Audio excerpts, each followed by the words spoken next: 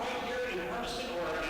Her post-high school plans to attend the University of Portland and earn a bachelor's degree in elementary education. Jamie Torres-Medrano, the last of the 6 seniors to be honored here before this match with Chiawana.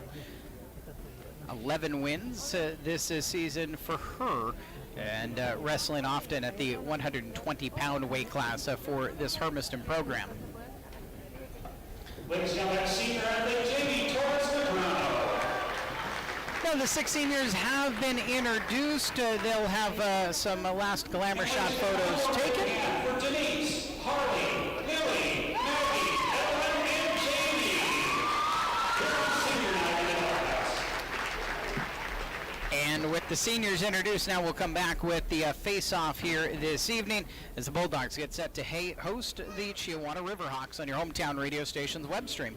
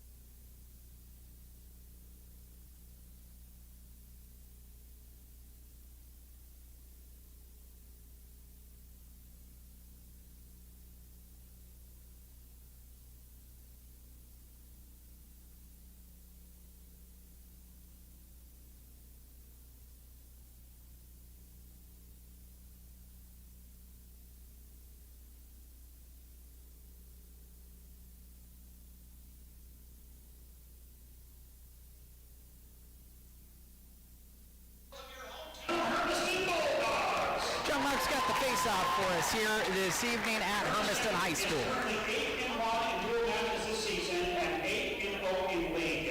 Hermiston is the number 2 ranked 3A team in the state of Washington.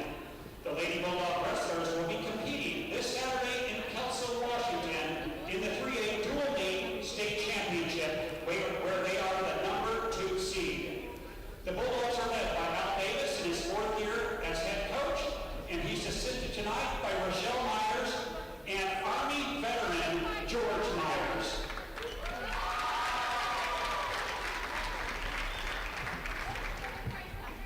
Ladies and gentlemen, before we announce the wrestlers in the face-off, would you please stand and remove your hats for the playing of the national anthem. The colors will be presented by the Hermiston High School Junior ROTC.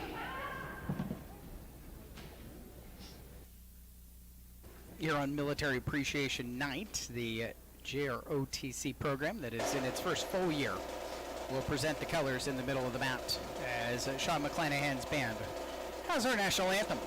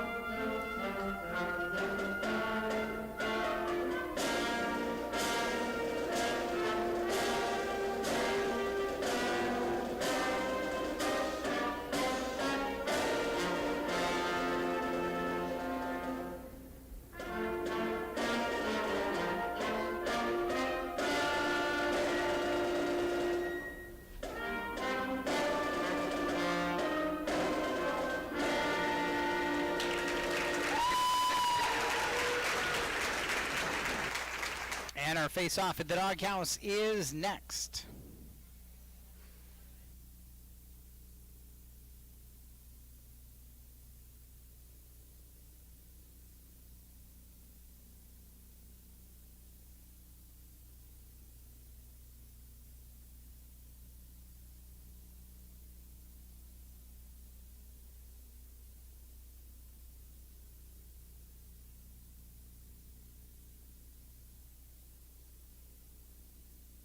So if you were rooting for Jamie Boyd or either Chiawana or Hermiston, you might want to head on down. Get it ready here in the Doghouse. Tonight's referee for this evening's match is And John Locke with the face-off. And now it is time to meet the varsity wrestlers for both squads by weight class in the face-off. At 100 pounds for the Chiawana Riverhawks, we have a forfeiture. For the Hermiston Bulldogs, we have a sophomore.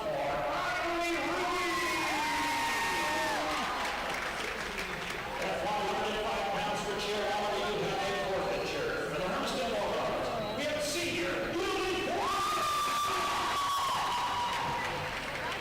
At 110 pounds for Chiawana, we have a senior, Maddie Figueroa. Her opponent from Hermiston, also a senior, Jamie Torres. At 115 pounds for Chiawana, we have a forfeiture. For the Hermiston Bulldogs, please welcome a sophomore, Keely Bird. At 120 pounds, we have a forfeiture for Chiawana. For the Hermiston Bulldogs, a sophomore, Maya McIntosh. At 125 pounds for Chiawana, we have a senior, Medea Serna. Her opponent for Hermiston, a senior, Evan Pacheco. At 130 pounds for Chiawana, we have a sophomore, Eden Whitworth. Her opponent from Hermiston, also a sophomore, Nicole Baye-Zubian. At 135 pounds for the Chiawana Riverhawks, a sophomore, Morgan Dewey. For the Hermiston Bulldogs, a sophomore, Emily Stone. At 140 pounds for Chiawana, we have a sophomore, Gabby Grimaldi. For the Hermiston Bulldogs, a senior, Maggie Caton. At 145 pounds for Chiawana, a senior, Tonika Anderson.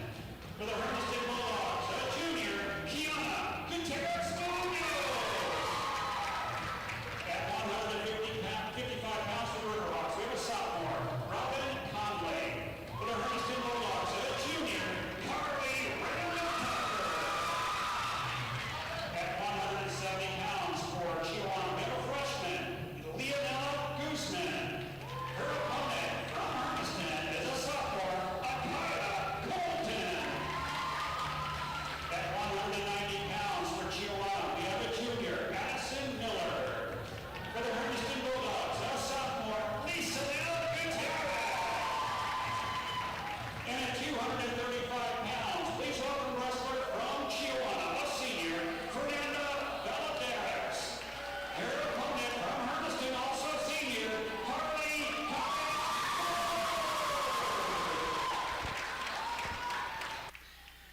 So as you face off there, and as you heard, there are, as the captains come to the middle of the mat, there are 4 forfeits in the first 5 matches for the Chiawana Riverhawks. So Hermiston's girls, as they are on their way to an MCC title, a perfect conference this season. If they can pick up the win here tonight, we'll have 24 points out of those first 5 matches guaranteed, with the 6 points per each forfeiture. Do have a couple of matches that will be intriguing. In fact, one of them early is Maddie Figueroa, a senior from Chiawana's number 6 in the state of Washington, and was 3rd place a year ago. Jimmy Torres Medrano, the senior, will get that draw for Hermiston at 110. Evelyn Pacheco Alvarado, who's off in there at the 110, will bump down to 125, and that sets up a matchup with Serna of Chiawana, a senior who is number 15 in the state and is 7-1 in the MCC. Now, the lineup as it's introduced by John Lauk is a theoretical lineup. The coaches could flip things and move a wrestler up or down depending on if it's their turn, and alternating back and forth between the two sides. And the last instructions being given to each team as we get set for this Mid-Columbia Conference duel, the final one of the regular season ahead, Hermiston and Chiawana. You're on your hometown radio station's web stream, gohermiston.com and mixler.com/1360-KOHU. I'm Estrada and Jason Blackburn, the officials here for tonight's duel with Chiawana and Hermiston. You've got over in the Gold Gym also all the JV matches will be pitted against each other. It's one of the things that has changed about dual meets here this year in Hermiston is the opportunity to put the two varsities back to back. That's the 100-pound match. 100 pounds, and Ruiz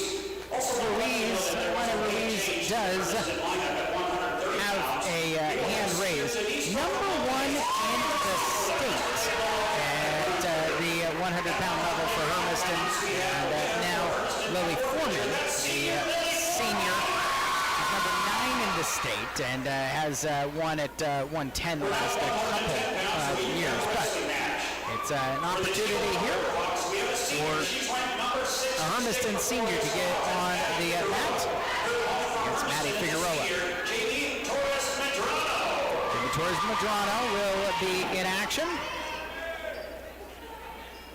In the black singlet on left, Chiawana in the dark blue singlet. For the senior, did end up wrestling about 4 rounds at the Davis event. And there's a takedown for Figueroa.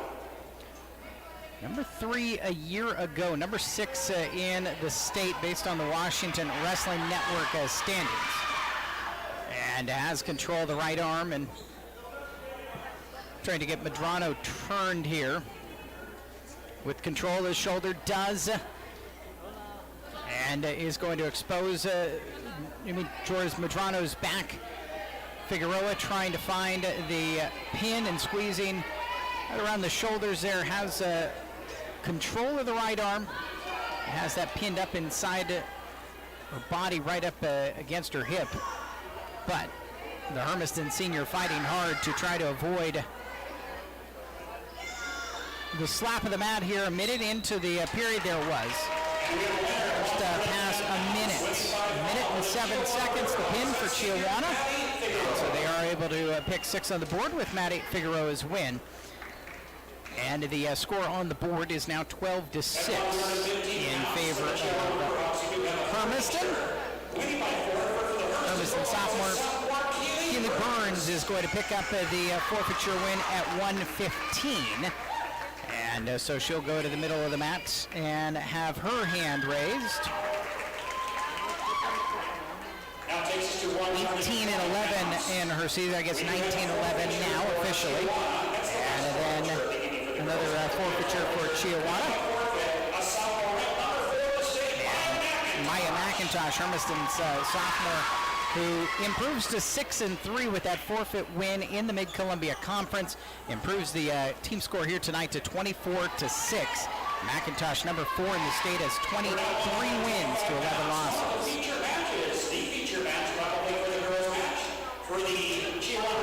And now we get to Serna and Pacheco Alvarado. Pacheco Alvarado is 5-2 in the MCC. Did lose on Tuesday at Walla Walla. Wrestling up here tonight at the 125.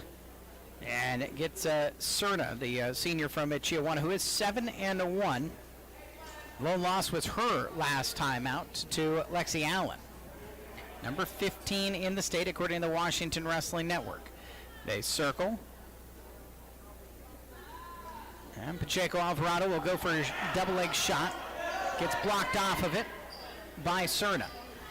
And they'll circle back over towards the Hermiston side where the benches are off to our left.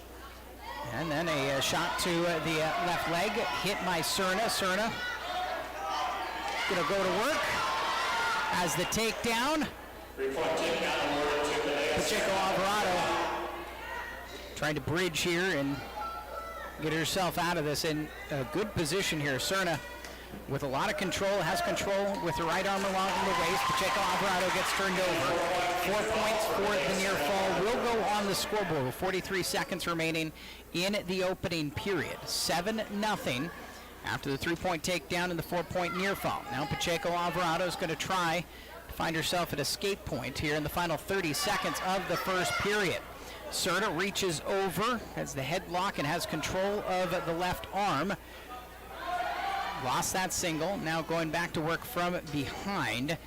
Returning Pacheco Alvarado to the mat on her left side, and she'll go to work on her left leg and her left arm. Pacheco Alvarado fights away from that to try to get back to a seat, spinning away with 5 seconds left. Little time here to get the escape point, and it will not. So 1 period complete, and Cerna of Chiawana 7-0 her lead. The decision goes to Pacheco Alvarado, and she will take the top position. Asked Al Davis about this after the last home duel, and he said, look, you can only win if you're in that top position. We find a way to score a lot of points there, so that's why we often choose that. And so Pacheco Alvarado is going to try to get some points back down 7-0 as we start the second 2-minute period here at Hermiston High School against the senior from Chiawana. Cerna ducks away but stays down position. Pacheco Alvarado regain control around the waist with her right arm. Trying to use her left hand to break down the left arm and left wrist of Cerna. And Pacheco Alvarado, her turn on her right shoulder, and trying to get some control, but lost that tilt, so back to her belly briefly goes Cerna. Good control of the wrist, though, underneath for Pacheco Alvarado. Now she'll go to the single arm on the right side and get around to the right. And Cerna trying to block with her arm through the leg as we approach 1 minute into this second period. Still Cerna in the down position where she started this period a minute ago and leading 7-0. Pacheco Alvarado looking for a turn. She's got a half on the right side. Now loses that, she'll pull back out and continue to control the right wrist. Although Cerna fighting for that right hand control back, still in the bottom position. Pacheco Alvarado's got her up on her left shoulder again, but Cerna is able to fight the tilt. And with 34 seconds remaining in the second period, it remains 7-0 in favor of the Chiawana wrestlers. They move out to the edge of the mat towards the Chiawana side of the circle. Here on this mat brought in by the Marines on Military Appreciation Night. Pacheco Alvarado still trying to find a way to score some points here in this second period. Just 10 seconds remaining in the period, trailing 7-0. And Cerna briefly gets to her feet. She's going to turn, she's going to twist and turn it into a 2-point reversal in the final seconds. And 9-0 with 1 period remaining. And for Mira Cerna, she has a chance to decide what she wants to do here in a distinct advantage. Hermiston 24-6 on the team score, and Cerna will choose the neutral position for this third 2-minute period. Pacheco Alvarado's got some work to do. 23-8 this season for the Hermiston Bulldog.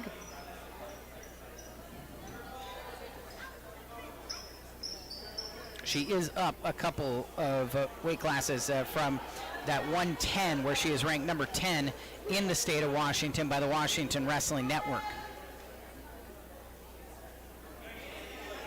Circling back to the middle, just over 30 seconds into the final period. Still 9-0 for Cerna of Chiawana. And she goes briefly for the right leg, but Pacheco Alvarado defends it and locks back up again. There, the single leg is controlled, goes down with the trip, get to the back, and 3 more points for another takedown. Turns it into a 12-0 lead in this matchup. Cerna did get to the state competition a year ago at the 4A level, trying to improve to 8-1 in the MCC season, with her only loss being against Lexi Allen of Southridge, the last time that she was out in an MCC duel. Has a 12-0 lead. Pacheco Alvarado spins and gets to her seat, but Cerna delivers her right back down to her belly and continues to control the left arm. And she'll work up towards the right side as well, go for a single. Has a lot of control here of the left wrist with her left hand. And Pacheco Alvarado trying to get her head up and trying to get out and score some points here before this one hits zeros. 15 seconds from now in period 3. Pacheco Alvarado does get back to his seat, but now control across the left shoulder and the head, and Pacheco Alvarado blocks it with her right arm to prevent anything worse than that. 12-0 and a major decision for Chiawana.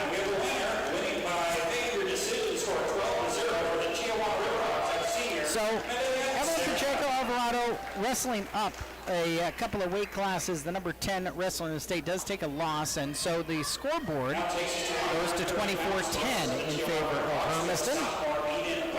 Eden Wentworth, the sophomore, will take on Hermiston, the senior Denise Bracamontes.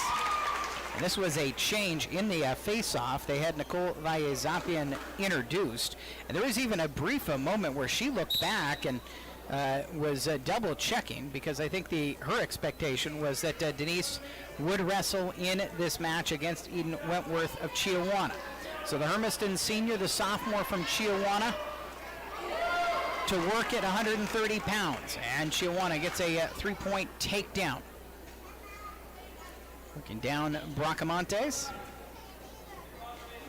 And now with her left leg controlling the right leg of Bracamontes, and going to work on that left side, trying to find, initially was looking for a cradle, now she'll go cross-facer with the right, across the right cheek.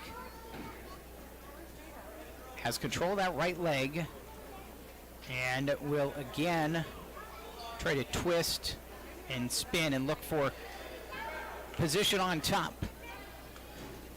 Wentworth. Bracamontes gets back to her belly briefly, but Wentworth's got a lot of control of the right arm and getting over onto the other side. Bracamontes turns away from it a minute into this first period. Still just 3-0 on the takedown by the Chiawana wrestler Wentworth, as she continues to control and just disable that right leg, and going to work up another crossface across the right side of Bracamontes, switching over to her left shoulder, and then a pause and a 1-point illegal hold assessed against the sophomore Wentworth. So 3-1, but back into the down position goes Bracamontes. And up all the way in the consolation semifinals earlier this season at the Oregon Trail Championship. 4 rounds at the Lioness Wrestling Tournament up in Kennewick, and did find herself in the 3rd place match. Finished in that match, lost to Courtney Wright, her teammate, at the Rumble River over in Riverside. Wentworth trying to get the turn, does, and now the near fall count starts with about 12 seconds left in the period. Bracamontes, arched butt, hits the mat, and the pin for Chiawana ends the match with 7 seconds remaining in the first period at 24-16. Now the team score. Eden Wentworth gets her 4th win in the MCC schedule.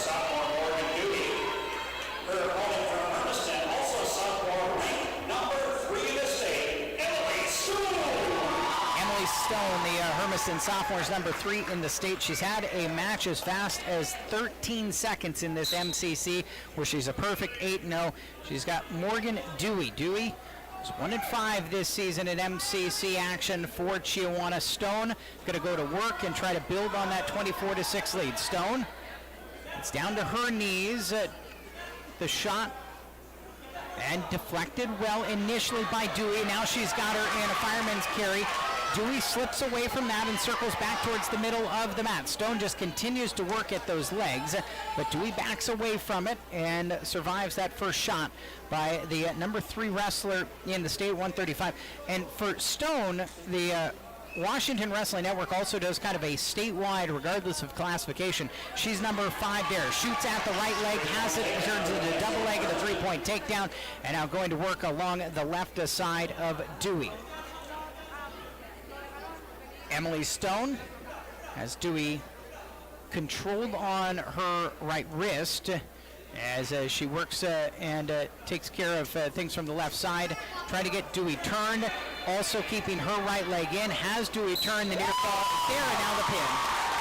1 minute and 10 seconds in to the period.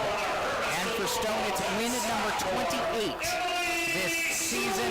She will finish 9-0 in the Mid-Columbia Conference duels this year. 30-16, the dual score now in favor of Hermiston as we go to 140 pounds. Gabby Grimaldi is a sophomore, and Maggie Caton, a senior, who is a member already of the Oregon National Guard. On Military Appreciation Night, Caton off to the left, and her sophomore Portland Grimaldi to the right. Now they circle, and a shot by Caton goes to the double leg, has the takedown, and gets control of the right shoulder right on the edge of the mat over by the Chiawana side, though Caton's got to work to stay in, and Grimaldi does well to slip out. They will be out and move back to the middle for a restart. 19 seconds in, and it was a good attack there by Caton, the senior, going right at the legs of Grimaldi and getting the double leg takedown. Grimaldi will set. Caton will set on top to Grimaldi's left side and then start to slide her that way immediately on the restart. Get her flat on the mat and take control of the left leg as well as the right wrist. Gonna go for that same turn she had on the edge of the mat, just didn't have enough real estate. About 40 seconds in. And 3-0 here in this opening period. Caton going to work, has the single on the shoulder, walking it over to the right side, has Grimaldi on her back. Now Grimaldi trying to twist that, and the pin comes. 51 seconds in to the first period for senior Maggie Caton. 36-16 now for Hermiston.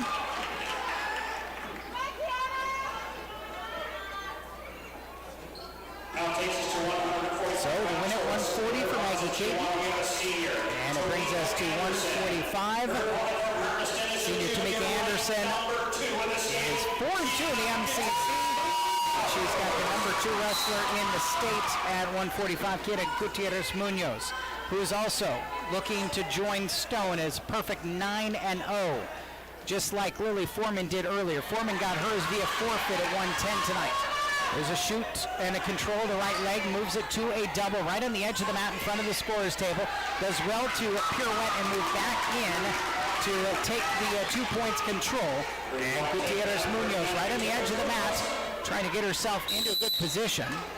They are out and will move back middle as Anderson had almost got herself escaped into a leg. But right on the edge of the boundary, so at the middle they will go.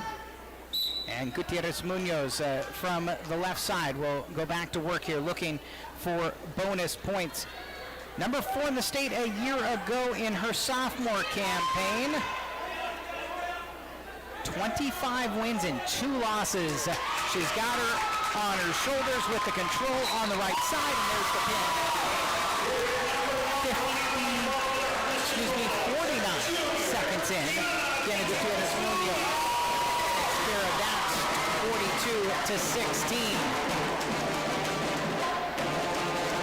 And the number 2 wrestler in the state at 145 at the 3A level improves to 26-2, and now 9-0. And even as she comes off the mat, Al Davis in his 4th year, some direction. Hey, this could have been better. The type of conversation you have when you're talking to somebody you think maybe will win the state. Robin Conley is a sophomore for Chiawana. Carly there for Hermiston.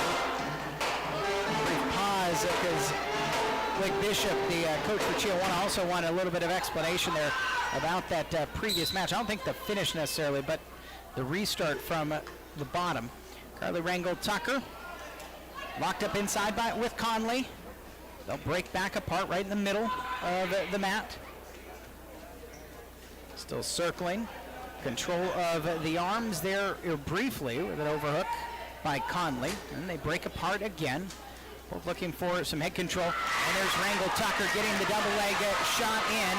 Down to her knees, back up, trying to get the Chiawana wrestler Anderson on her beat. Anderson goes down flat and then spins around her to get the three-point takedown. And now has her on her back. Rangel-Tucker quickly rolls over to protect. And we have a pause here. And an illegal hold on Chiawana as it became into a full Nelson. So a point for Hermiston, 3-1. But Rangel-Tucker, after a good job by Conley to block, turned that into a sprawl and points. Minute 16 remaining in the first period. This is 155 of the girls' varsity duel here at Hermiston. Rangel-Tucker up, gets away, earns the escape point, and now trails by one. But immediately back to the head that control Conley has. Rangel-Tucker turns her, had the headlock, has her on her front side, trying to hold on for dear life to the right arm. Conley trying to escape around it. Rangel-Tucker circles back around her to secure the 3 points and take the lead, 5-3. 48 seconds remaining in the first period. Rangel-Tucker trying to get Conley flat. Conley gets back up to a standing position. Rangel-Tucker spins her back down and to her left. Conley's got some power there, back to her knees, trying to get into a stand-up position. Rangel-Tucker will start to do some control on her right side, has good control of her left wrist, and now is going to work, looking to see if she can turn this into a cradle with that left leg as well, and a crossface on the right side. 15 seconds remaining in the period. Rangel-Tucker will move away from that, and now an illegal hold with Rangel-Tucker apparently clutched both hands around the belly, so a point on the illegal hold against the Hermiston wrestler, Carly Rangel-Tucker. Means 5-4. Conley is still in the down position here with 6.8 seconds remaining in the first period. Most action we've had of the night as we come to it in the 155-pound weight class, 42-16 on the scoreboard.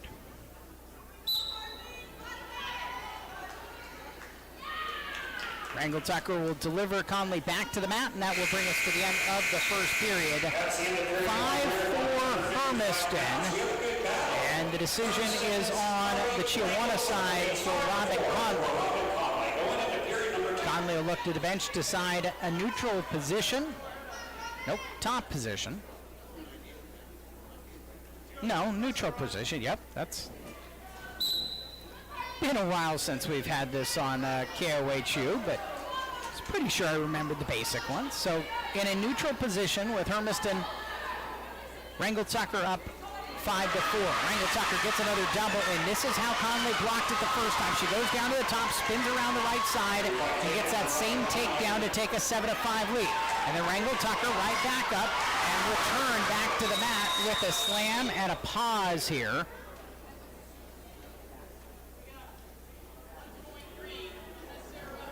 And the slam determined to be an unnecessary roughness call, so Rangel-Tucker does get a point, trailing 7-6. 26 seconds into the second period.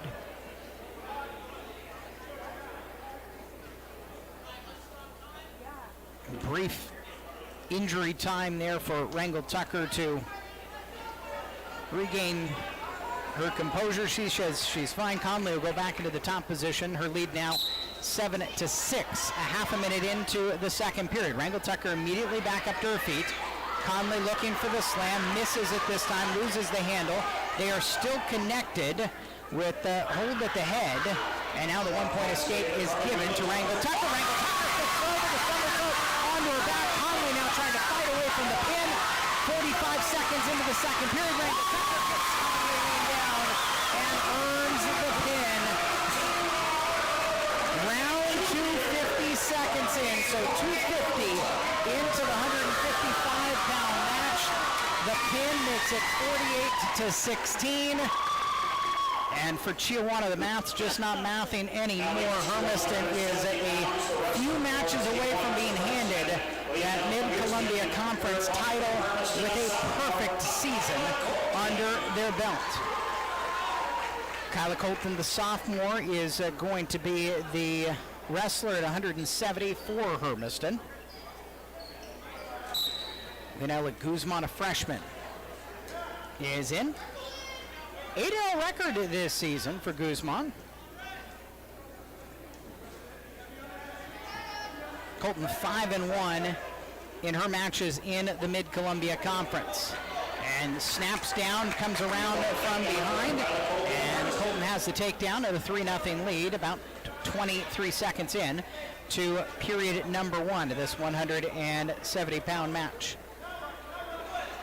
Colton has the control with the right arm, trying to get onto that right side, and now will try to walk over her Chiawana opponent, who's defending well, getting kind of on her right side and avoiding Colton walking around her and getting her turned. Colton will now go for control of the leg as well on the right side and get the Riverhawk back down flat onto the mat. 1 minute into the period, 3-0 the lead. Colton squarely on the right side of the wrestler. Control the right arm and trying to control that left leg and get some lift. Now she'll go into the crossface. For Guzman, an opportunity to get a little bit of wrist control herself as she plays defense down on bottom here. Stall warning coming for the Chiawana wrestler. Down 3-0 with 30 seconds remaining in the first period. And a return to the mat and move into the middle of the mat by Colton. Kyla Colton, the sophomore. Again, working on that right side. Now, Guzman up to her knees, however, and looking for an escape. Colton goes back to that right side cross face and controls the left arm and the left shoulder, trying to pin that back under, but out of time here in the first period. So 3-0, and the decision is for Colton. 3-0 for Leonel Guzman is going to be in the down position. Colton will look for the turn the points here to start the second period, leading 3-0 already. Hermiston leading 48-16, and for the Bulldogs, it is a question of how much will they win this duel by, and a perfect 9-0 Mid-Columbia Conference title, an outright title for Al Davis's team, is minutes away here tonight at the Doghouse. Talking him through the season, talking him through the last couple of seasons, there have been just these duels somewhere here or there. Last year was a December duel where they were dealing with injuries and illness, with a pause and a stall warning now issued to Hermiston, and so the reset in the middle, 30 seconds into the second period. And so it's just that one weird night into December, the difference between a perfect season a year ago and this year. But all of these sophomores are now a year older, more seasoned, more experience for your juniors and this senior group of 6 who got honored tonight. All part of why this team is number 2 in the state, and trying to chase down the Kelsos and the Peninsulas as they have for the last couple of years. Work continues for Colton in the top position, up 3-0. Both wrestlers here at 170 pounds have received a stall warning. Colton now just not able to get her left arm in and get the leverage she needs for a cradle. She's got control on the right side on top, trying to get that left leg and get the wrestler Guzman bundled up from Chiawana. Now she feels like she's close, trying to look for the tilt. Guzman kind of wiggles away from it and regains control of her right arm And Colton redelivers her to the mat. A half a minute remaining in the second period. On her right side of the wrestler, Guzman, Colton continues to work with control of the right arm and the right leg to circle and spit her back down flat on the mat. Final 16 seconds of the second period. Colton, still with control up top, goes for the crossface along the left side. Has been working the right side for much of this period, but in these final seconds, we will come to the end of the second period. No riding time, but Colton did use 2 minutes of the second period in control. She will go into the down position, leading 3-0 for period number 3 at 170 pounds. Freshman Lino Guzman has an 8-0 record, has not lost for Chiawana overall this season, and trying to come back here against Colton. The Hermiston wrestler who is 5-1. Guzman with some control of the left arm, close to a tilt. Now she will switch the other side of the body, working on the right side, but still controlling that left arm and looking for a turn of Colton. She's got her turning over to her back with that control, and a near fall count is started. Control of that left arm as she comes along her right side. She's not really in a position where she can get a pin, but she is going to get some near fall points. 3 of them are given to tie the duel at 3 apiece. 1:13 remaining here in the third period. Colton trying to get up to get the escape and the lead. She does. With 1:06 remaining, it's 4-3 Colton. They're in a neutral position. Guzman, the freshman, with that near fall turn. Her coach is wondering why that wasn't a 4-point near fall turn, which would make this tied. Guzman again with head control. Colton backs away from it. They'll break hand tie just briefly. Now tie back up again. Colton now going to work with the head and trying to snap down. 38 seconds remaining in the third period. A grab of the leg. Colton has the turn, has the shoulder, controlling the right shoulder and trying to turn. Guzman working to get to her belly. She does, but Colton's going to end up with the takedown. Are there near fall points coming as well? 18 seconds remaining in the period. It is 3 points for the near fall, 10-3 for Colton. And at this point, just 6 seconds remaining, and Kayla Colton with that takedown there. It was Guzman, the aggressor, went for the head control and the trip. And a 10-3 decision makes it 51-6. And what ends up being the most entertaining match we've had so far tonight in this duel with the Chiawana Riverhawks.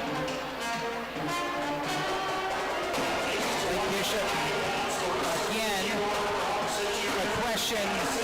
It's inconsequential, but it's not, as to whether or not that should have been a 3-point near fall or a 4-point near fall for Guzman. And getting the explanation that the count did stop briefly. Gutierrez, a sophomore for Hermiston, number 13 at 190. And Addison Miller's a junior from Chiawana. Miller last time out did win, but it was via a forfeit against Southridge. They didn't have a 190 to put up against her. Gutierrez, the sophomores, 20-13 this season. They've got a tie-up in the middle of the mat here, about a half minute in. With Gutierrez controlling, going for the shot, has the double leg, and on top, Miller defends it. Miller gets around the back, but they're both in a standing position, so no points. And now Gutierrez with the head control, the turn, the somersault, and the near fall coming. Miller trying to fight the pin. So Gutierrez has the pin. 54 seconds in. Miller just a brief mistake, got her head there, and Gutierrez with the control and turned it into a pin. The duel is now 57-16, and one more matchup. It's an all-senior matchup at 235 pounds. Chiawana's Fernanda Guedoris will take on Hermiston senior Harley Thorpe. Number 3 in the state. It's actually in MCC. Been forfeited to 5 times this season in the conference. Harley Thorpe.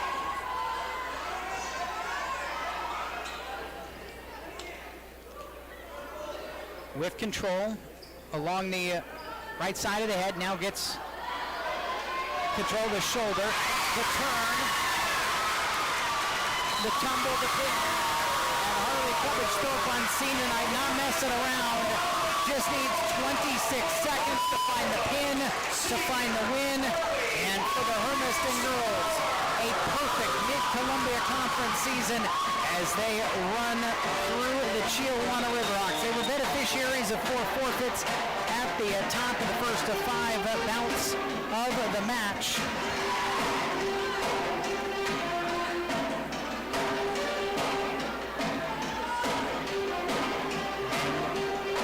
We're going to see one JV match. There's one exhibition here. And so a single exhibition match to finish things off. This is at 155 pounds. It is an exhibition match. 155 exhibition.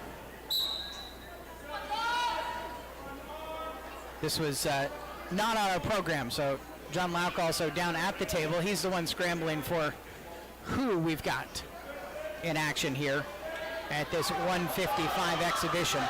Chiawana was warming up 11, and so as I was initially prepping, I thought, okay, they're going to have 3 here. There's the trip for Hermiston, and the control with the back, very similar to the wins by Cubbage and Gutierrez. And now will they get this at this 155 exhibition, looking for the pin in the first period. Inconsequential to the fact that Hermiston wins the conference title. They will go with a pin there in exhibition, and they will take their team over the west side of Washington this weekend for the first ever dual state championships. And Hermiston is the number 2 seed in the first ever team dual championships. So, the wrestlers will meet at midcourt for handshakes here at the Doghouse, and Hermiston will be presented with a first ever outright Mid-Columbia Conference dual title here in 2026. They can put that on the board. The number 2 ranked team in the state. Al Davis's team has the victory here on senior night, on the final night of the regular season. So this next weekend to the west side for the dual championships, and then a couple of weekends from now to the District 6 championships, try to determine who will make it to the Dome for the state championships, which are still about 1 month away. Larry Escher, the athletic director, in the middle of the mat, will hand over the trophy, and the Hermiston girls kind of working together. Some of them have seen soccer championships before. They're given the trophy, they started to hop up and down. They will start to take some pictures. So, 63-16, the Hermiston girls win. The boys' duel is probably about 20 minutes away for now. We're going to leave the stream going, but after a couple of ads, we'll just leave you with the sights and sounds of the gymnasium before the boys' duel. 8-0 Hermiston, 8-0 Chiawana. Another MCC trophy is sitting on the table to be handed out here tonight.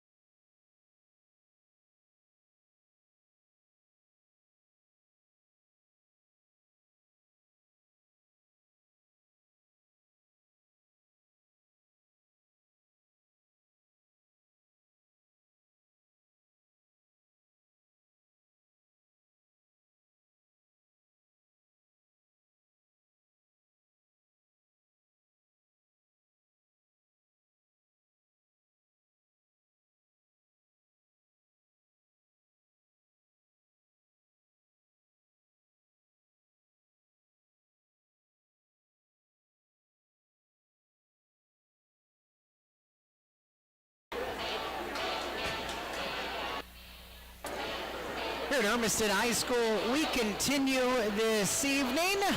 It's your hometown radio station's web stream at GoHermiston.com and Mixler.com. The Hermiston Wrestlers racing out on to the mat for their warm-up. Chiawana has completed theirs. This is a showdown. Both teams are 8-0 in the Mid-Columbia Conference. They have run through everybody else to set up this one here tonight for the Mid-Columbia Conference title. This has been the story for the last few years.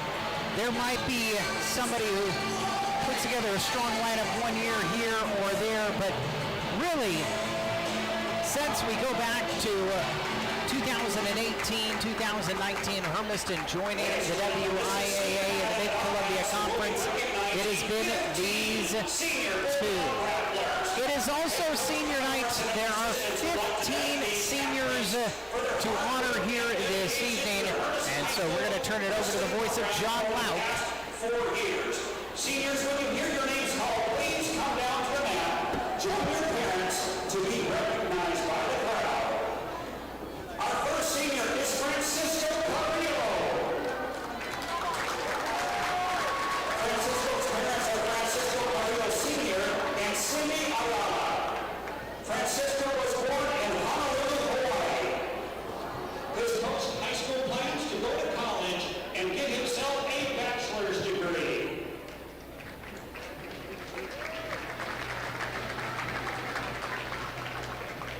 So Francisco Carrillo, the first one to be honored here this evening.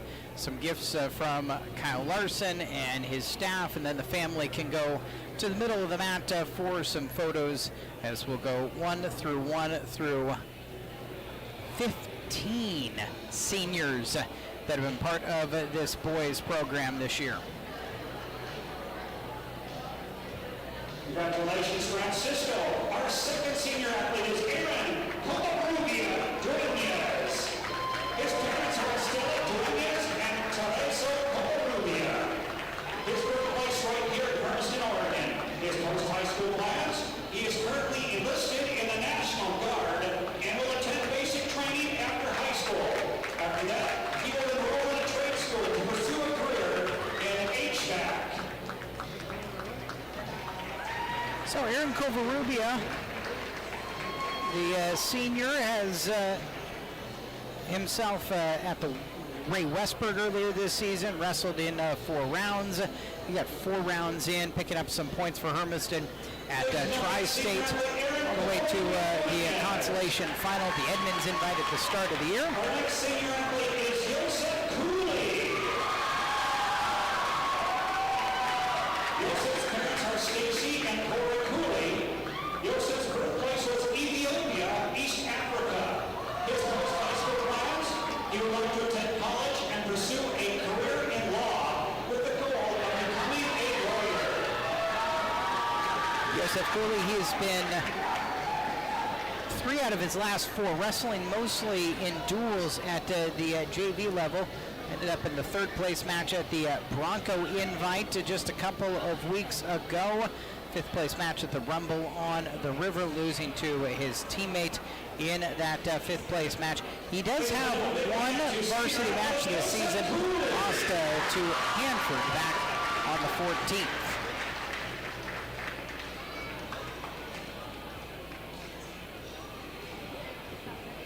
A big family there in the middle of the map for those pictures. Malachi Covarrubias, he is the first of these seniors who will be on a mat tonight. His post-high school plans, he would like to become an electrical engineer. And as Pablo Lara tonight, Covarrubias also earlier on this fall would have gone against Lara as the schools met in football. Malachi has locked down this 190-pound weight class. Our next senior is Jedediah Golightly. Jedediah's parents are Tim and Amy Golightly.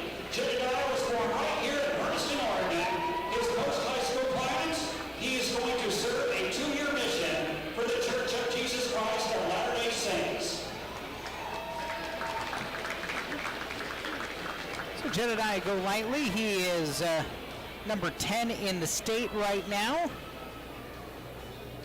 150 pounds. Tonight he'll be in the 157 in a matchup of ranked wrestlers. Our next senior weight is Matthew Hill. Matthew's parents are Alicia and Justin Hill. Matthew was born in Portland, Oregon. His post-high school plans to get his PhD in history and become a history professor. Matthew Hill, a handful of matches this season, and some of these seniors will be recognized tonight. They will end up being Ladies and gentlemen, senior athlete Matthew in the gold gym when they get their wrestling match. I mean, when you have 8-0 and 8-0, you do have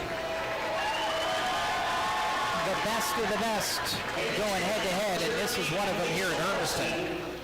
Hayden was born in Portland, Oregon. His post-high school plans to get an engineering degree at Oregon State University. Hayden didn't have to wrestle against Walla Walla, got a win via forfeit there. He has really put together quite a season, and right now number 1 in the state in his senior year, back after being injured last year. His first parents are Luke and Ty Swanson. His birthplace is Rio de Janeiro, Brazil. His post-high school plans to go back to his home country and go to college there. Looking for exchange student from Brazil, Luca Mazzoni. He will wrestle tonight at 165 and get to wrestle a senior night match on the varsity floor. He has been wrestling between 165 and 157 as of late. And he's picked up a win against Walla Walla his last time out. Jose Mendoza Rivera. Jose was born in Camet, Washington. His post-high school plans, he wants to pursue a career as an electrician.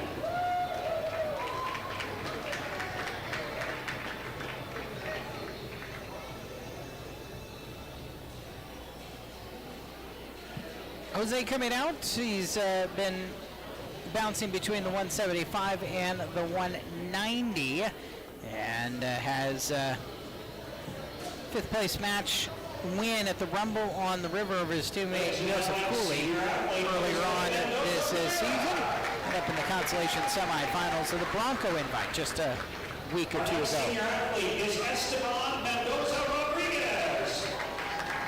Esteban Mendoza Rodriguez and Luis Mendoza. His birthplace, Las Vegas, Nevada. His post-high school plans to get into a trade school. Esteban consolation semis at the Bronco invite, so 4 rounds. That was last weekend, 2 weekends ago, excuse me, and made it all the way to the third place match of the Oregon Trail Championships back on December 10th. Quincy's parents are Ramiro and Ote Muniz. Quincy was born in Richland, Washington. His post-high school plans to go to trade school and to become an electrical engineer. Quincy Muniz at the Bronco invite. He ended up in the third place match and against his teammate Blake Thomas. And Blake won that head-to-head. Muniz also was good for 4 rounds at the Viking invite, Umatillo's first invite in a while, and Quincy ended up putting together a bunch of points for Hermiston at the Bob Mars invite, wrestling 6 rounds there. 6 parents are Josh and Megan Reed. He was born right here in Hermiston, Oregon. His post-high school plans, he would like to go to college and throw in track and field and become an electrician. Seth Reeve, a 3-sporter here at Hermiston, a football lineman, now the 285 leader of the big guys in the weight room for Hermiston, and he's He's also a track and field guy who is looking to continue to throw at the next level. He has won 4 of his last 5. His birthplace right here in Hermiston, Oregon. His post-high school plans, he would like to get a degree in computer science. Jacoby Rodriguez, number 1 in the state, will wrestle at 150 against number 7 ranked Trent Vasquez tonight. Has not lost this year in the MCC.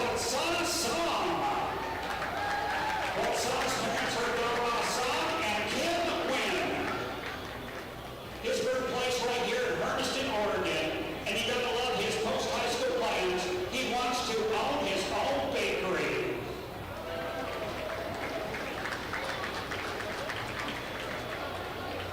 Son Assam, he did wrestle a couple of varsity matches this season, including against Richland and Pasco in Mid-Columbia Conference, 1-1 in those matches.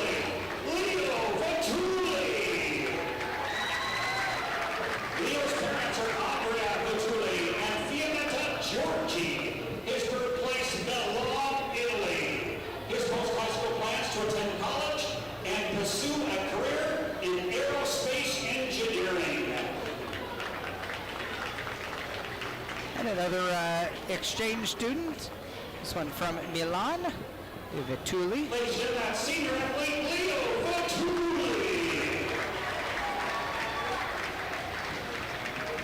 Vitulli ended up 4 rounds at the Viking Invitational Consolation Semifinals and the Oregon Trail Championship. So all of the seniors, all of their families, 15 seniors strong, have now been introduced here, and the Chiawana Riverhawks chomping at the bit as they would like to get this 8-0 versus 8-0 on the way for the Mid-Columbia Conference title. We'll have the face-off when we return on your hometown radio station's web stream.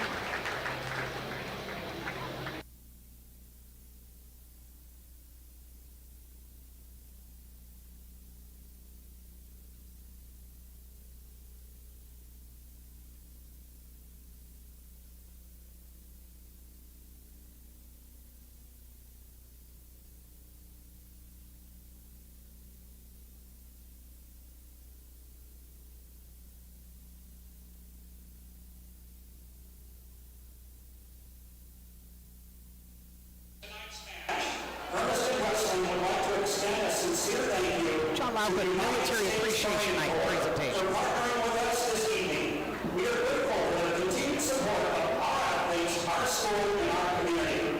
We also want to take a moment to recognize and honor all active duty military members and military veterans here tonight. If you are an active duty military or military veteran, would you please stand at this time?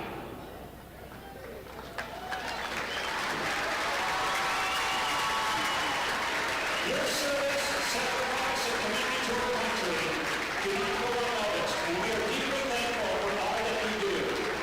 Please join us in giving a big, well-deserved round of applause to the United States Marine Corps and to all those who have served or are currently serving our nation.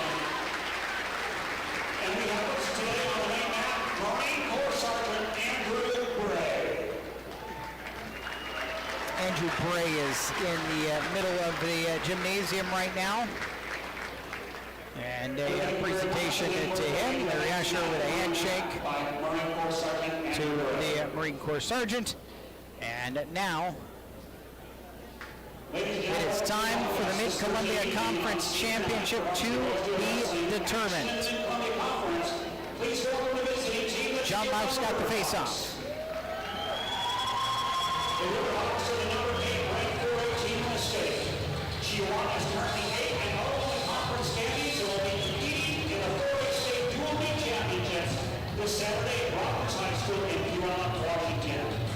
The head coach for Chiawana is Manuel Plata, and he's in his 4th year at the helm of the Riverhawks squad. His assistants tonight are Johnny Hinojosa, J.J. Rodriguez, Trevor Mashburn, and Mike Hazenberg. Also, please welcome your hometown Hermiston Bulldogs.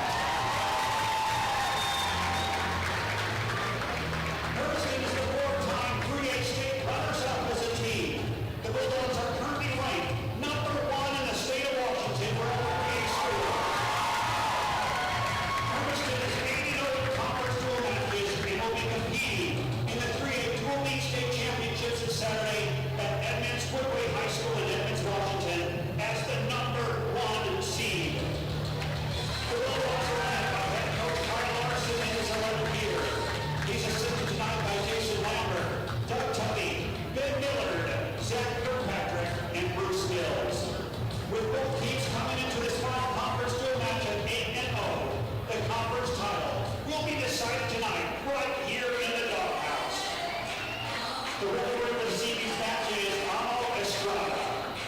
And now, let's meet the varsity boys wrestlers for both squads by weight class in the face-off. At 106 pounds for Chiawana, we do have a forfeiture. For the Hermiston Bulldogs, sophomore, Brayden Harrison. At 113 pounds for Chiawana, we have a sophomore, Josiah Stilson. His opponent from Hermiston, a sophomore, Grayson Langdon. At 120 pounds for Chiawana, a senior, Emilio Hinojosa. His opponent from Hermiston, a freshman, Benny Alvarez. At 126 pounds for Chiawana, a sophomore, Juan Olivera. His opponent from Hermiston, a junior, Alexis Lujano. At 132 pounds for the Riverhawks, a junior, Alessandro Lopez. His opponent from Hermiston, also a sophomore, Brayden Medella. At 138 pounds for Chiawana, we have a senior, Oliver Russell. His opponent from Hermiston, a sophomore, Jaden.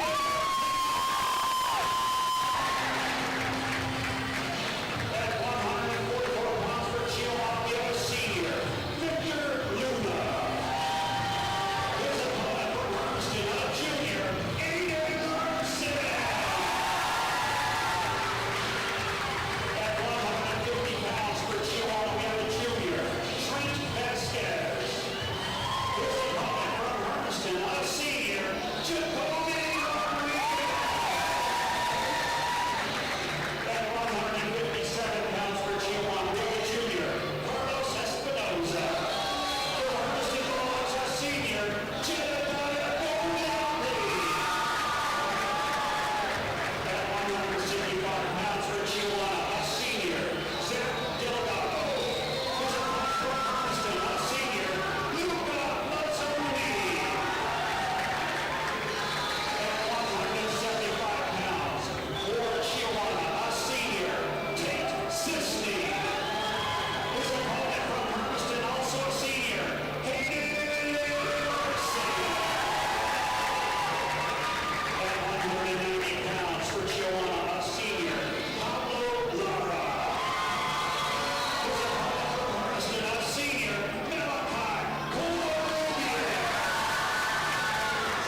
At 215 pounds for Chiawana, we have a sophomore, Memphis Miller. For the Hermiston Bulldogs, we do have a forfeiture. At 285 pounds, the heavyweights, please welcome from Chiawana, a junior, Alexandro Aguilar. His opponent from Hermiston, a senior, Seth Ruiz.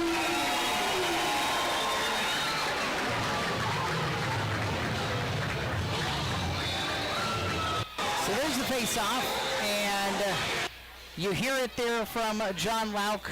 A forfeit for Chiawana at 106 right off the jump, and Hermiston will forfeit at 215. So in this duel of undefeateds, both teams 8-0, they will each give up 6 points here via forfeit, so that's a wash as we get ready for the Mid-Columbia Conference title to be decided here tonight. There's a half dozen on each side at the circle right now for the captains meeting. We will get things started when we come back to the doghouse. Hermiston and Chiawana for the Mid-Columbia Conference boys title here on your hometown radio station's web stream.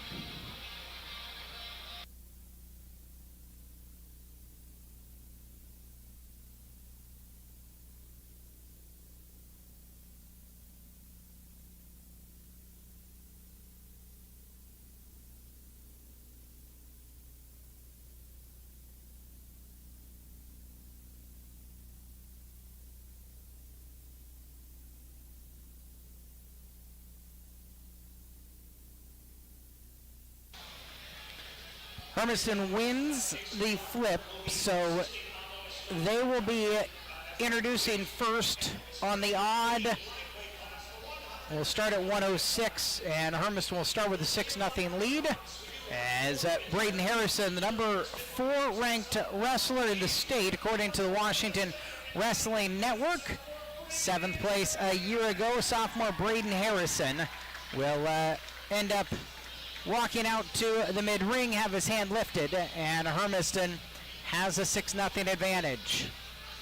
But unlike that girls' duel where Chiawana had to forfeit 4 of the first 5, giving Hermiston 24 points there in the opening 5 matches of the duel, we will only have one more forfeit. 113, and Drayson Latham, a sophomore who's ranked number 7 of the state, that's at 106. So both Harrison and Latham are ranked at 106. Latham will wrestle at 113 here tonight against a fellow sophomore from Chiawana, Josiah Del Cid. Out for Manuel Plata, the head coach of the Riverhawks. And we're underway with our first true match of this duel. They'll lock up at the head right away. Now break back apart in the middle. Sid feigning a attack to the leg that Latham's got a knee pad on, that left leg. Now they'll headlock again right in the middle with the head control. And both fighting for top position. They'll break apart yet again in the opening half minute. Drayson Latham, Hermiston sophomore, and Josiah Del Cid. Look at a circle. Latham goes for a shot. It's blocked by Sid. Again with both head control. Sid's got good control of the neck. Now Latham comes around that to the right side, goes for another shot at that left leg and is blocked. 113, these two find themselves. Getting ready to lock up, still circling. Latham will drop to a knee again and look for a shot a little more than a minute in. Patient opening minute here as Latham and Del Cid again get into a head tie right in the center of the mat. Not been a whole lot of movement here. Sid will again drop, and Latham goes for the legs. He gets the right leg, gets the twist and the takedown.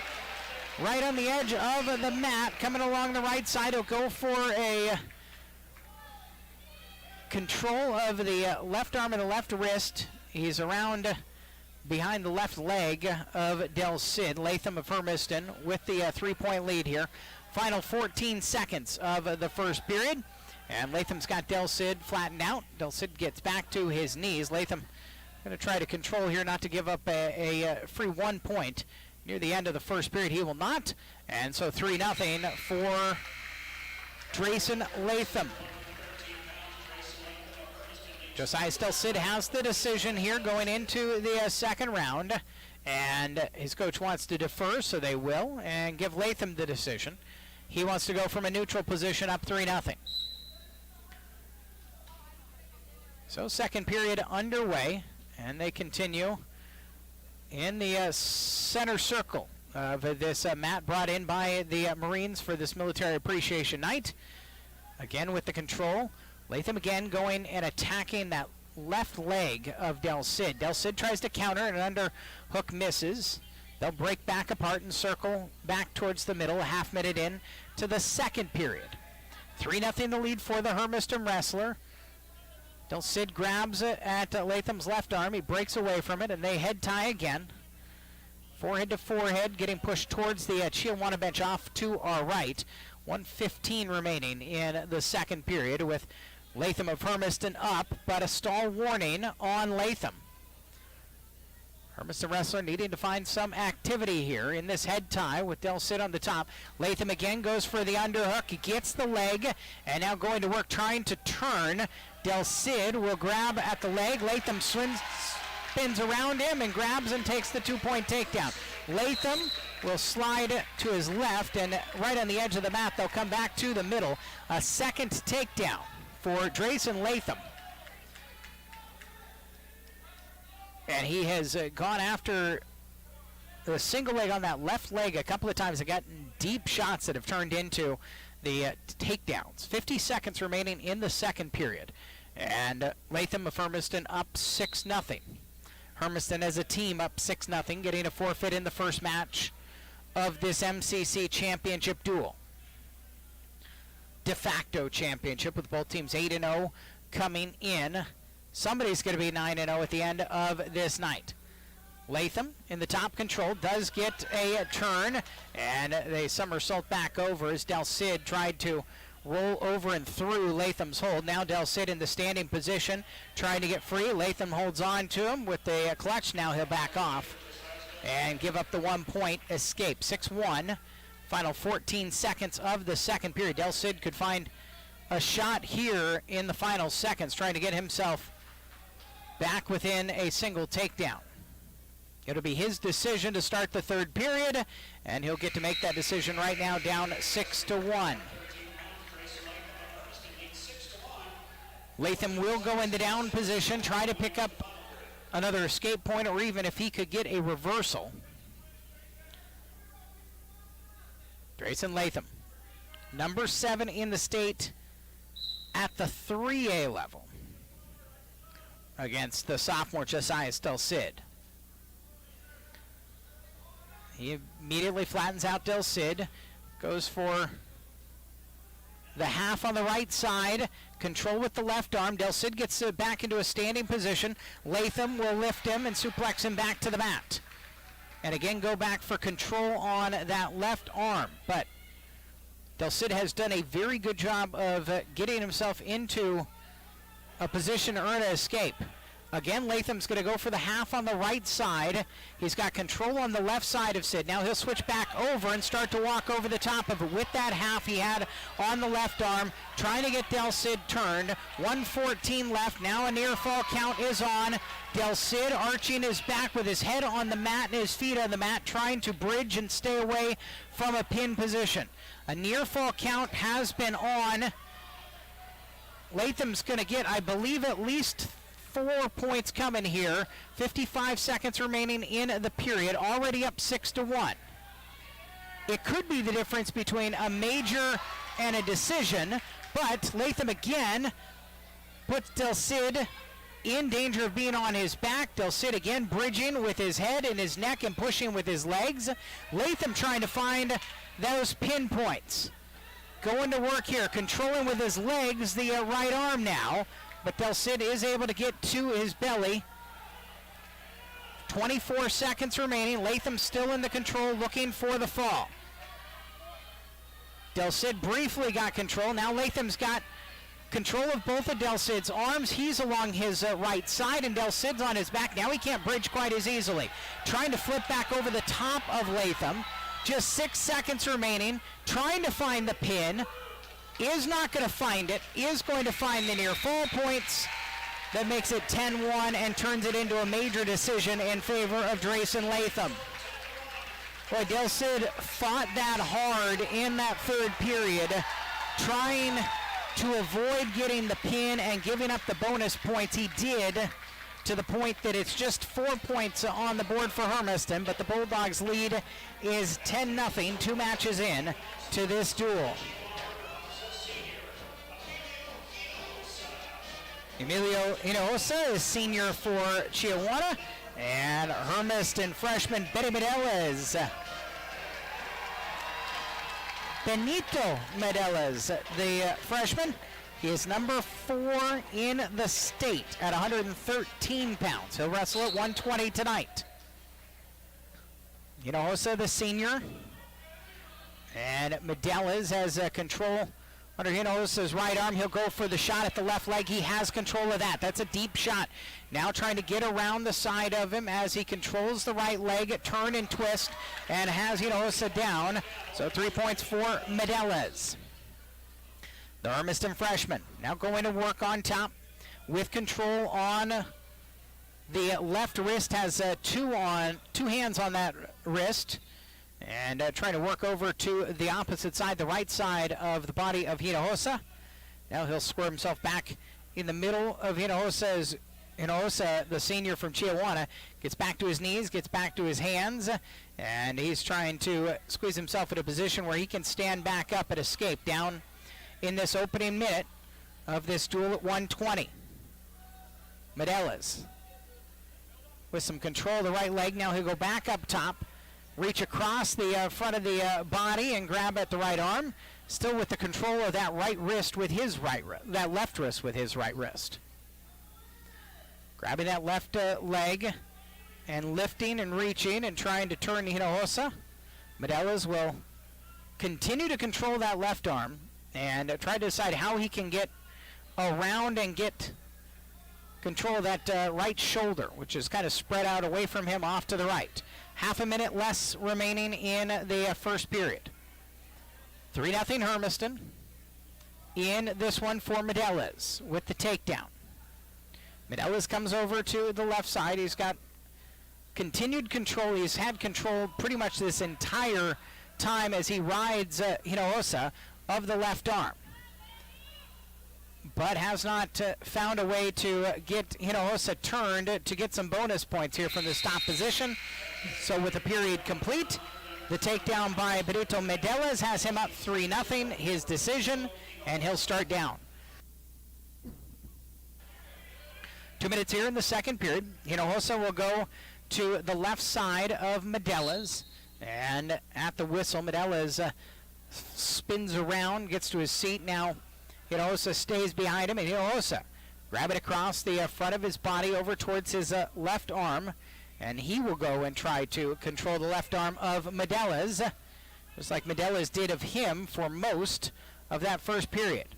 It's control of Medellez's left leg. He loses that control. Medellez fighting himself away. He's got control of that left arm again, and he turns it around to the side of Hinojosa, and a 2-point reversal given to Medellez. Medellez has the 5-0 lead. 1:22 left in the second period.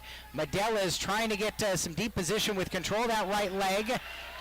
Doesn't really have a full cradle locked in. He's around the side of the face of Hinojosa. Hinojosa coming back over the top, and Medellez will wriggle under it and stay in the top position. Medellez, with his right leg, has control around and through Hinojosa's legs, controlling his left leg. And he's using that as he tries to leverage again, has been working on that left arm. Hinojosa gets stood back up. Medellez reaches across the right body. He's got the cradle now, flips Hinojosa over. A illegal hold is being shown and will be called. And so Hinojosa has a point here as Medellez is called for the hold, and 5-1 is the lead for the freshman Benny Medellez. 43 seconds remaining in period 2. Medellez will again go back to work, trying to turn this from a decision to more. Big suplex over his right shoulder. Medellez again controlling that left arm of Hinojosa. Now he'll switch over to a single on the right side.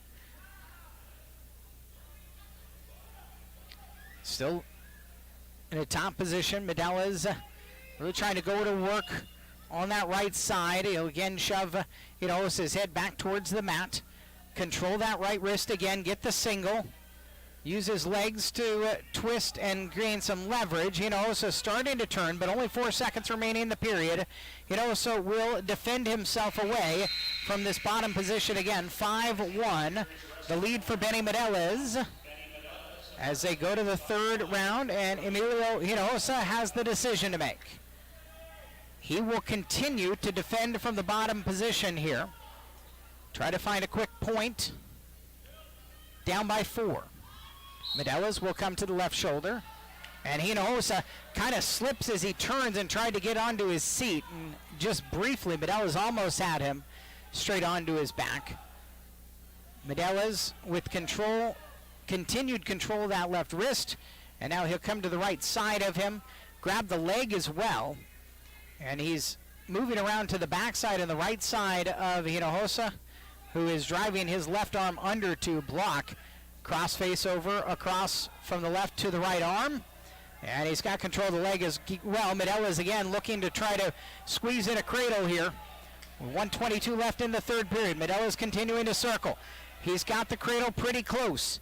Now can he get Hinojosa turned? Had it once earlier, and Hinojosa wriggled out of it, and he again unfolds out of that. Medellez will again control. For all the control Medellez has had of that left arm, and a couple of times he's had near cradle, Medellez has not earned any near fall points. So his lead is 5-1 with under a minute remaining in the third period. Hinojosa onto his knees. He'll get up to his feet and into a standing position. And Medelas will let him escape. No, will not let him escape. It'll almost look like, and they go back the legs. He controls the legs and across, and trying to use that to get Hinojosa turned. He'll move up the body again and go back to work with 30 seconds remaining in the period, up 5-1. Hinojosa has had to fight from the bottom for most of this match. And again, Medelas looking for some semblance of control with 14 seconds remaining here. Never did give up that second escape, so 5-1 it remains. The final seconds will tick off the clock. A decision for Hermiston at 120 pounds for Benito Medelas. And on the scoreboard, it goes to 13-0 Hermiston in this Mid-Columbia Conference final duel of the season for these two teams. Yeah, 126. Hermiston is going to send Alexis Luhana, the junior, who's ranked number 3rd in the state, out against sophomore Juan Oliveira.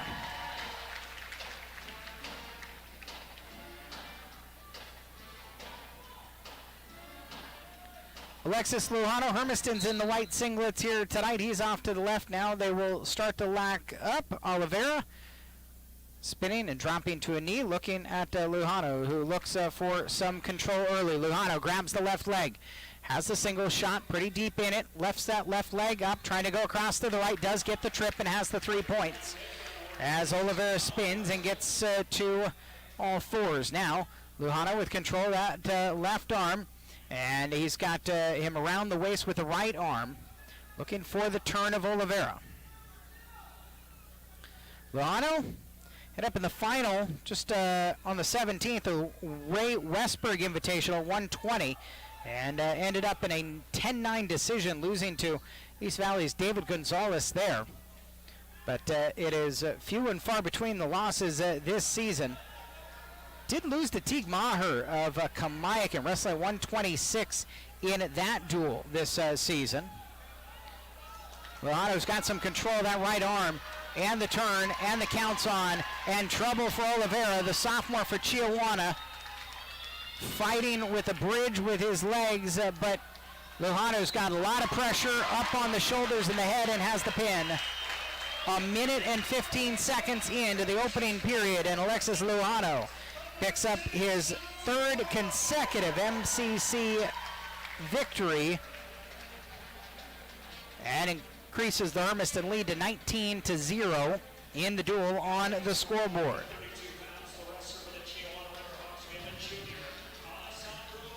Chiawana's Alessandro Lopez will take on Braden Medelas. Quarterback during the football season, the number 4 ranked wrestler, 126 in the state. He's wrestling at 132 here tonight against Chiawana. This is one of the reasons Hermiston does have some flexibility. It's why they're the number 1 ranked team going into this weekend over at Edmonds at the first ever 3A dual state championship.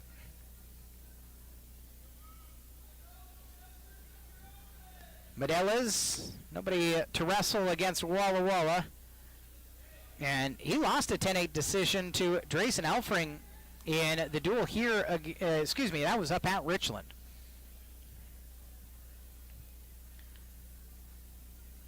Medelas, though, wins in the first 5 duels of the MCC schedule. Opening half minute, kind of circling him out. A shot there, blocked. Lopez is shot by Medelas. Medelas will back off now, start to approach, squared up against Lopez. They lock up, forehead to forehead, control. And a shot by Lopez is blocked by Medelas. Medelas trying to circle around, has control of the head. And now they will return. Medelas gets to Up position, then shoots at that right leg. He's got control of the right leg, and then good defense again by Alessandro Lopez, the junior. Medelas, though, again snaps down. As the underhook position on the right arm of Lopez, and now they'll come back to a standing position, a reset, with a half minute remaining here in period number 1. Lopez down to a knee. Medelas will duck under him, grab the leg, go for the twist over the top. Now Medelas trying to circle around. Lopez continuing to control. They're back in a standing position. Medelas still with control of that right leg. Now he gets around to the right ankle and turns for the three-point takedown against Lopez with just 7 seconds remaining in the first period. Braden Medelas will take a 3-0 lead into period 2, wrestling here at 132 pounds. Hermiston up 19-0.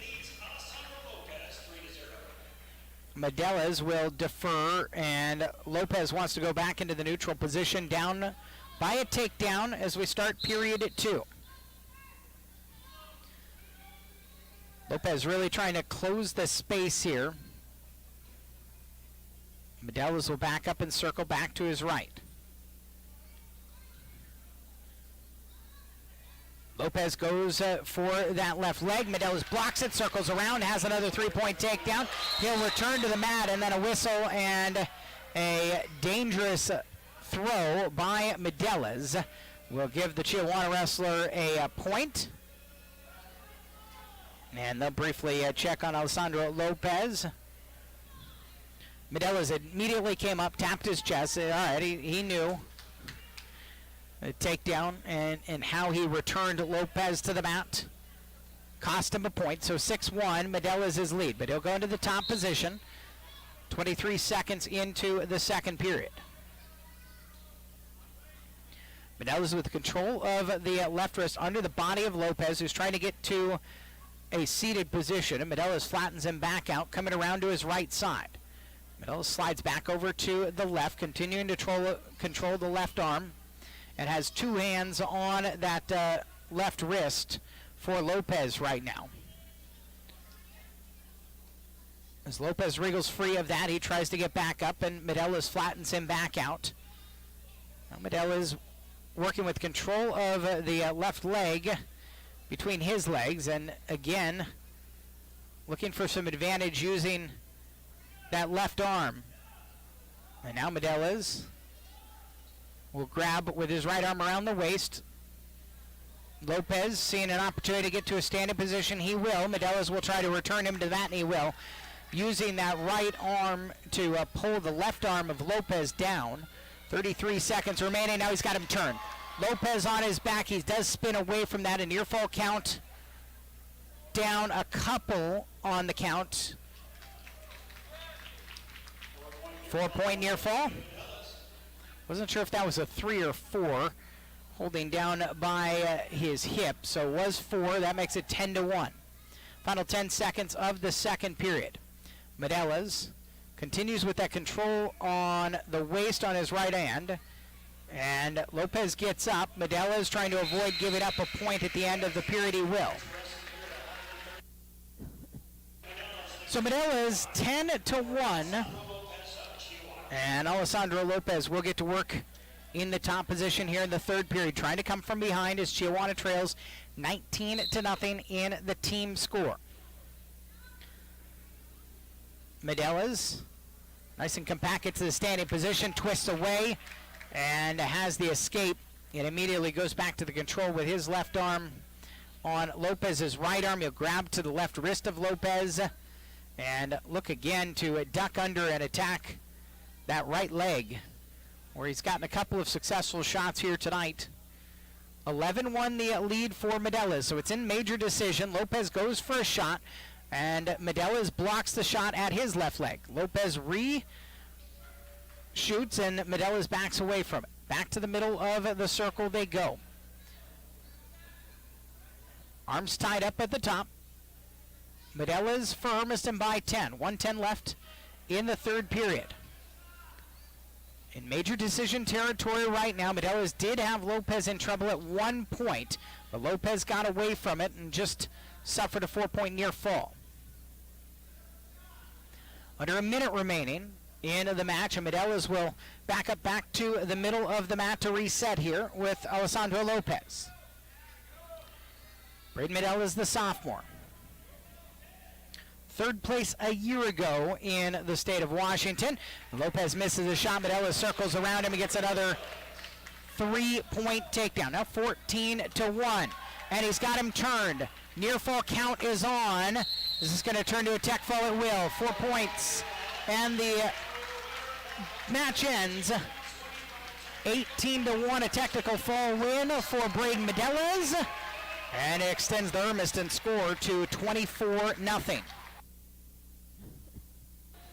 Alessandro Lopez, he played a lot of defense there, and he was an aggressor too, went for that last shot, but Medelas, his defense just so good, circled around it.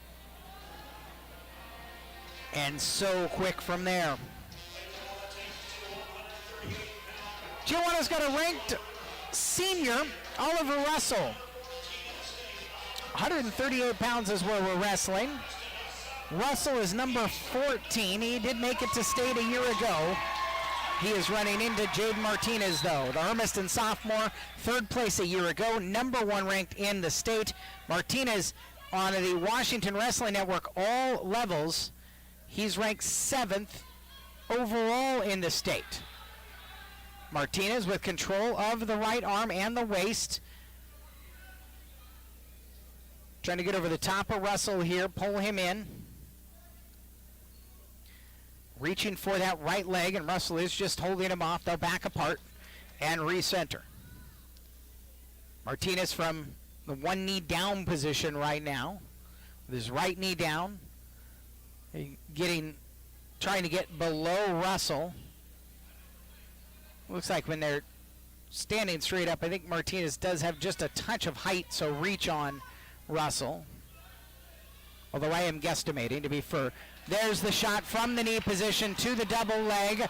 Blocked by Russell. Martinez fights it off. It's right arm versus right arm, and they're caught at the shoulders. Martinez will clutch his hands together. They're both still on the side. No points. 50 seconds left in the first period. Now Martinez is able to shimmy his shoulder under and get his head around to get the 3-point takedown of Russell.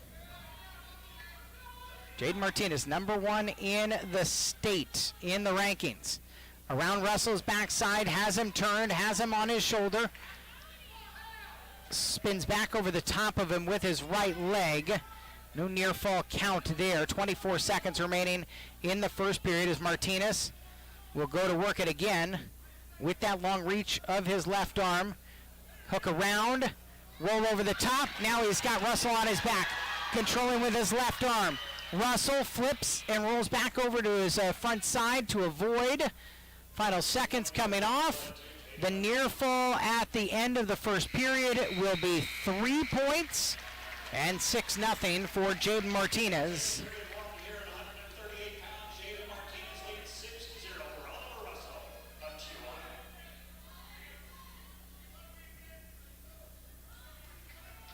Martinez in the down position. Coming off of a win at the Ray Westberg. He ended up 2nd place at the Raleigh Lane this year at 132.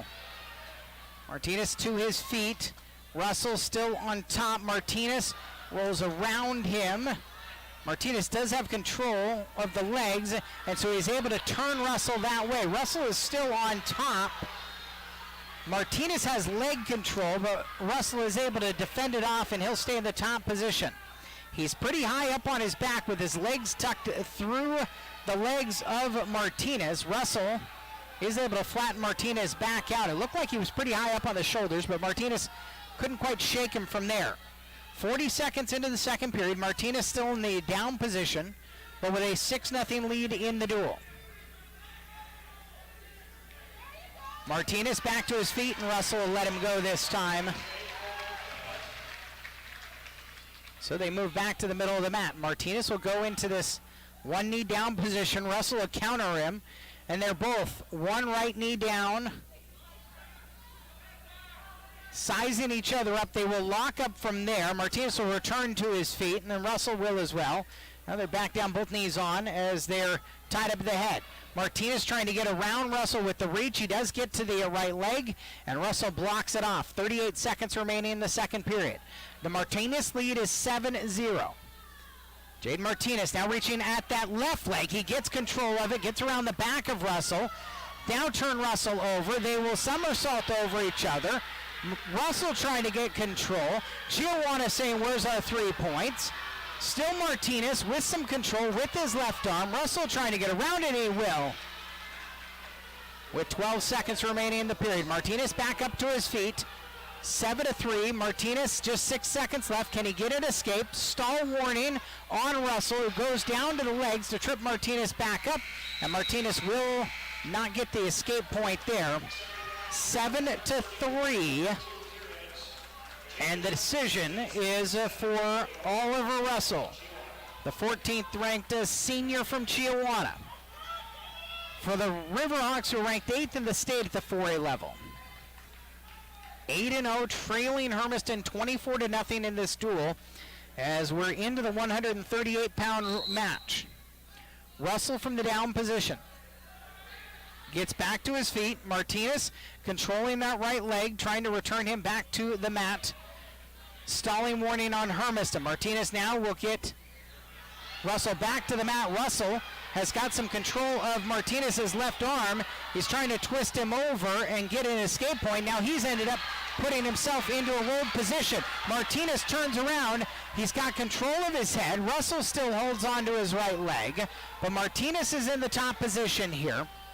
Couldn't quite ever get to the control to earn himself points, although Martinez going to work with that left arm again. Has Russell flat now into a more traditional position here, as Martinez will wrestle from the top. Up 7-3. Martinez looking for control, although Russell's got his left arm. Martinez will reach down across with his right arm and then stretch out. Russell's trying to look for a single on that right side as he works from the left side. And a stall warning and a stall point against Martinez. So 7-4.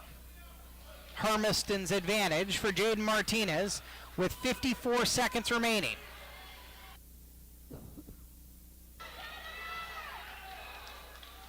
Martinez from the top position on the left side.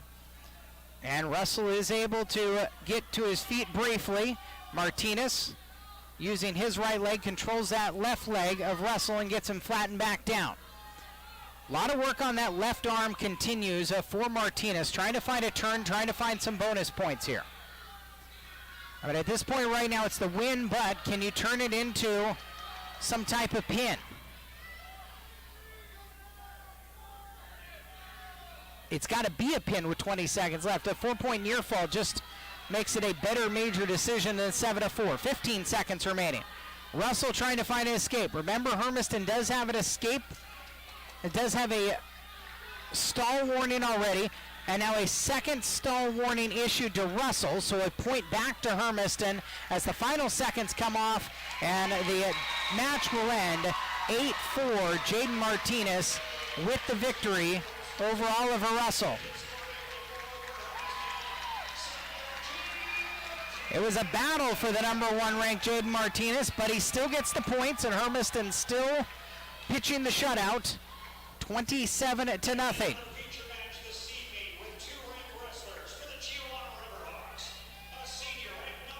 We come to the middle of the duel. 144, Victor Luna is number 8 in the 4A. And he's got Aiden Larson, number 2 ranked wrestler in the state, the Hermiston junior, who was second place a year ago, was a state champion as a freshman. Russell was at state last year, Luna was 8th place last year at the 4A level. They'll go to a head tie immediately. Larson with control on top of the right arm of Victor Luna.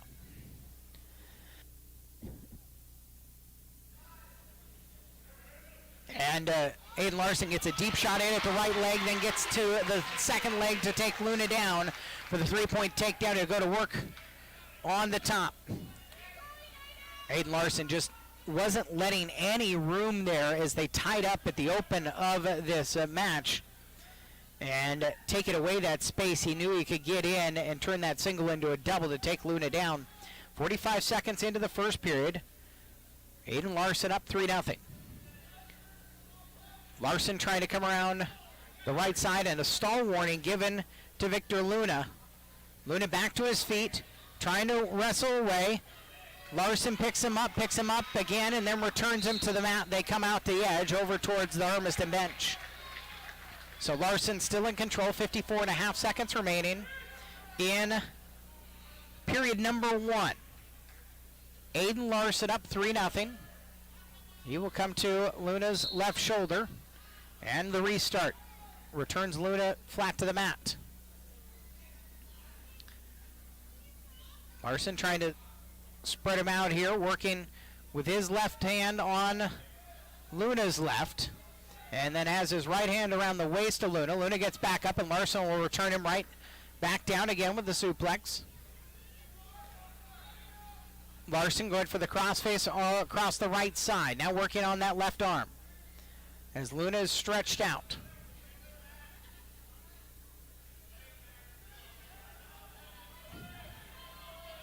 Larson trying to get some movement from Luna. Luna does have a stall warning issued already in this period. 3-0 Larson. Final seconds of the first period coming off of the clock.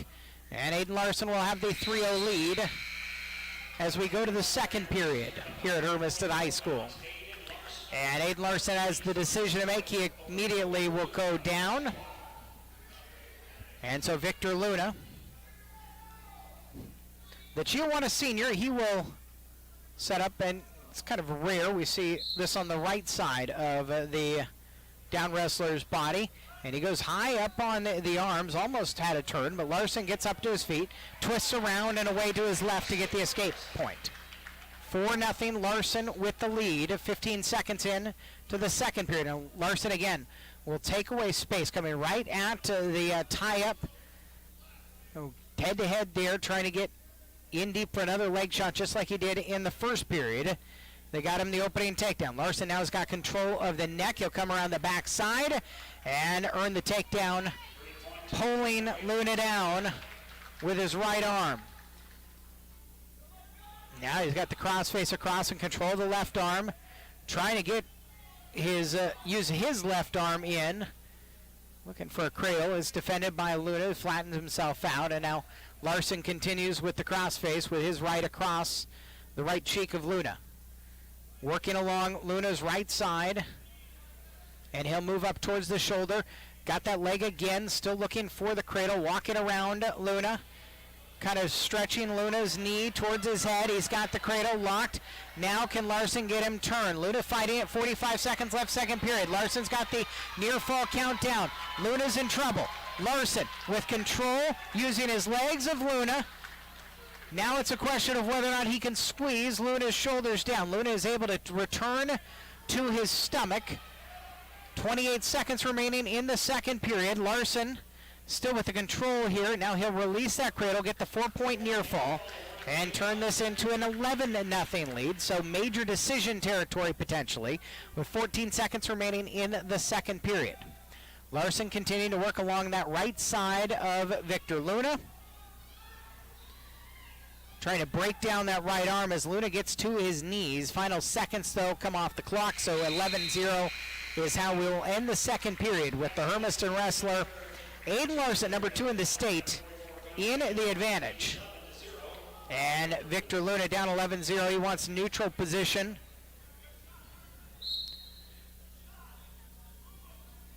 Chiawana side urging Luna to take a shot. Larson immediately comes in with that tight head tie. Again, not allowing for really any space. He goes for the underhook, misses that. Defended well by Luna. Larson, though, comes around his shoulders, has the bear hug and takes him down. And trouble, and a pin. And Aiden Larson slaps his chest, looks at the big student section, and celebrates the pin there to extend it to 33-0. Halfway point of the duel, Aiden Larson with the pin of 8th-ranked Victor Luna. 33-0 Hermiston. And we are in the middle of where both teams have a bunch of ranked wrestlers and some big matches. Hermiston's Jacoby Rodriguez is #1 in the state. The senior wrestling at 150 tonight against Trent Vasquez, the junior from Chiawana, also in a white singlet, so a couple of white singlets out there. Vasquez is #7 in the state of Washington at the 4A level. He was 6th place in the state a year ago and did place in his sophomore year. Deep attack there by Rodriguez. Jacoby Rodriguez with control of the right leg around the right side. He also has control of the left arm. And a pause here for a dangerous position. And it's Rodriguez who gets up a little bit gingerly with his right leg and hip being put in the dangerous spot. So still neutral. Vasquez and Rodriguez, they both drop down to a knee.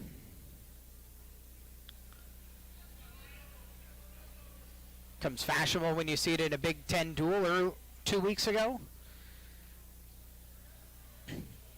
They lock their heads. Good pull by Rodriguez, blocked though by Vasquez. Now Vasquez reaches over the head and shoulders and reaches around the body. Control Rodriguez. Rodriguez trying to block around it. 50 seconds remaining in the first period. Still neutral as they're both knees on the mat. And Vasquez leaning hard on Rodriguez's head and driving his chest down. The question's going to be, can he get free? Rodriguez has pretty good hold of the left arm of Vasquez. Now Vasquez does reach over the top, and now he's got control over the top of that arm. They'll come off to the side, and so still neutral for the two wrestlers. After that sprawl with 26 seconds remaining in the period.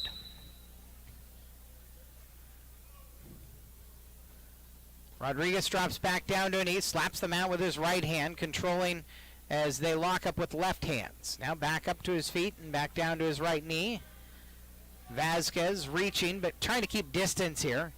And stall warning to the Chiawana wrestler. Rodriguez went for the under. Good catch by Vasquez. He catches the right arm. That brings us to the end of the first period.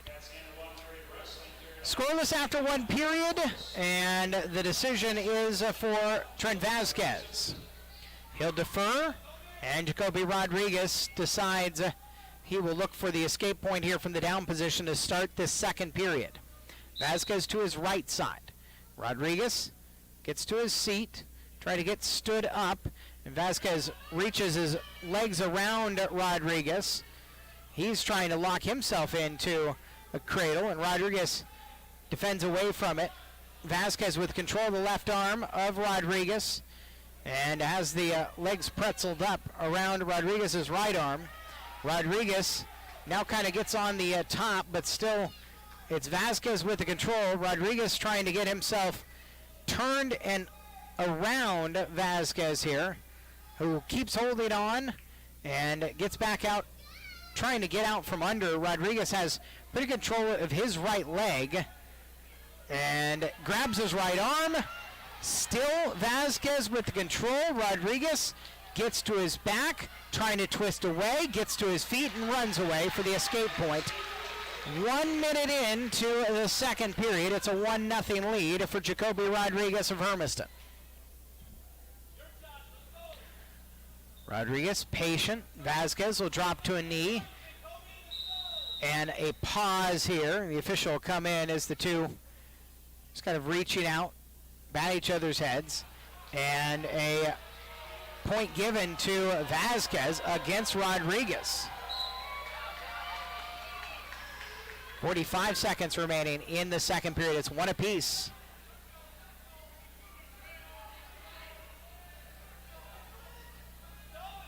Yeah, Rodriguez driving Vasquez towards the edge of the mat. Goes at his right leg. They're in the out position before Rodriguez could turn it over.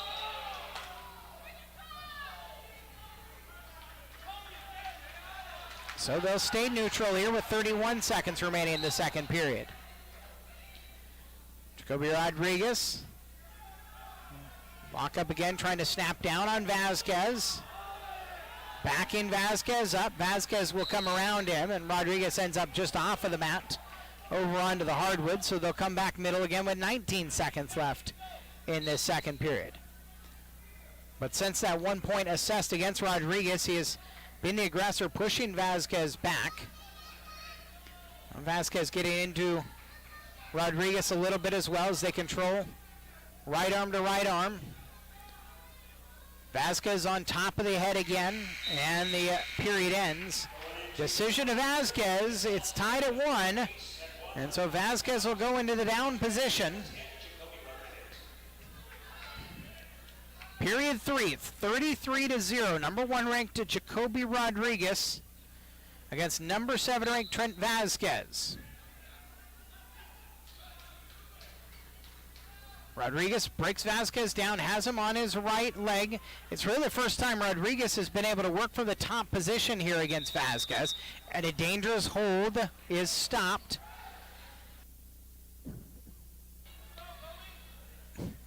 Rodriguez looking over at his coach and saying, hey, let's go neutral. And Kyle Larson says, yeah, sure. All right, so Vasquez, 2-1 lead.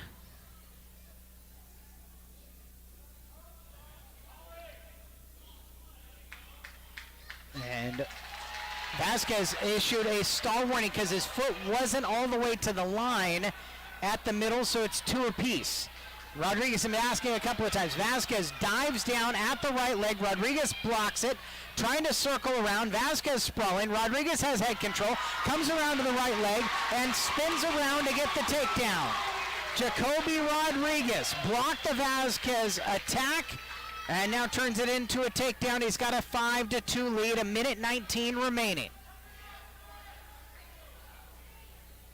Vasquez back to his knees and hands. Rodriguez will flatten him back out using his left leg to hook around Vasquez's left leg. Check that, that's his right leg. Rodriguez. Vasquez gets back up. Rodriguez will grab his right leg and drive him back down to his knees. Vasquez standing again. Jacoby Rodriguez trying to hold him down. There's the escape, 5-3. A Vasquez takedown can win it with 45 seconds remaining. They're on the edge of the mat right now. Rodriguez again down in that 1 knee down position. The lock of the heads, a stall warning against Hermiston. And so another point to Vasquez, 5-4. Oh, they didn't give it that time. So still 5-3, 36 seconds remaining.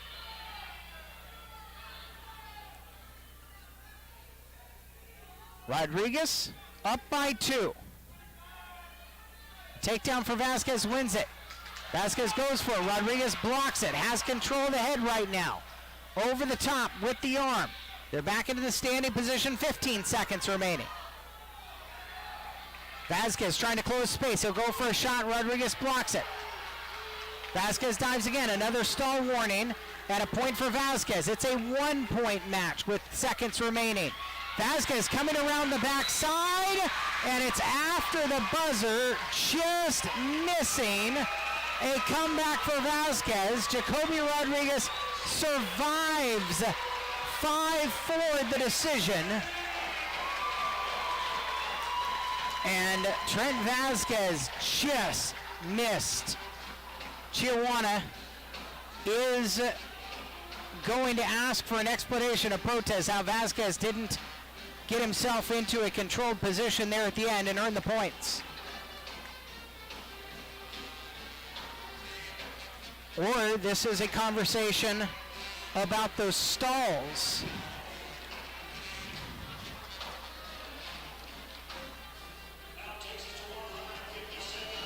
It'll remain 5-4, and it's 36-0.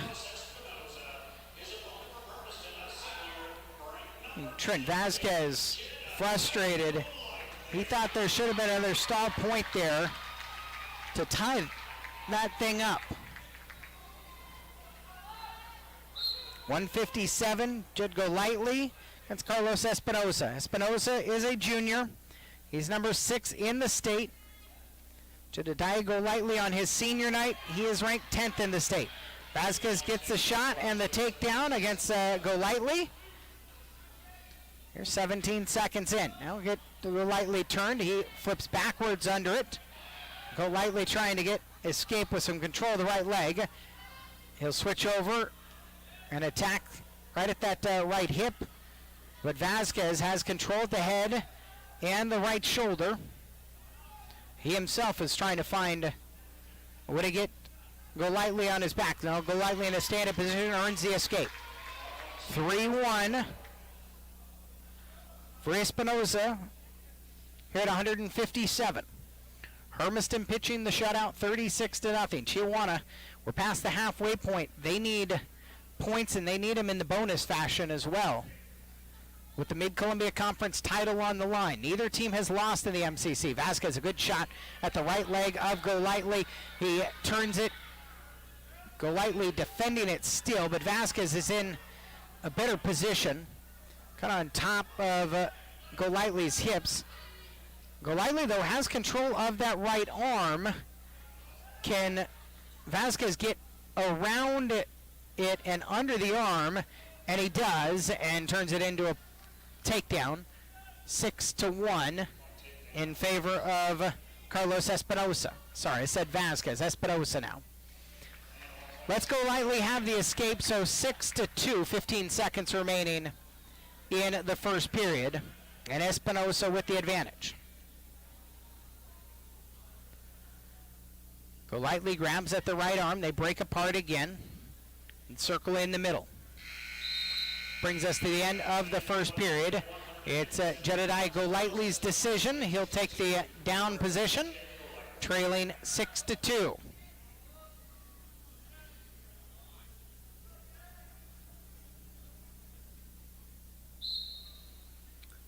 Golightly on the whistle, controlled by Espinosa. Espinosa control that left wrist and trying to turn Golightly on that shoulder. Golightly down back into the stand-up position and gets the escape point. So 6-3, Golightly trails by a takedown. Fifth place back on the 17th in the Way Westberg Invitational, another Espinosa takedown. And Espinosa try to slide Golightly onto his back on his right side.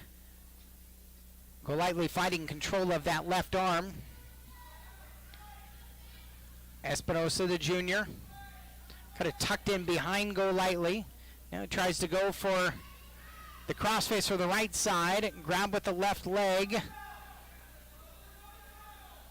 And now Golightly with control of that right leg of Espinosa has been there that whole time between his legs. Golightly turns it into a turn, and now he's got him on his back. Golightly trying to fight to squeeze the pin out.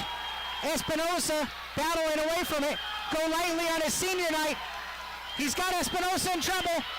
Golightly, still that left shoulder is up. Golightly trying to squeeze it, 33 seconds left in the period. Jack Golightly now switch over. Better control, better position here on top of the pin. Jed Golightly turns it, reverses it, and pins Carlos Espinosa to continue to pitch the shutout.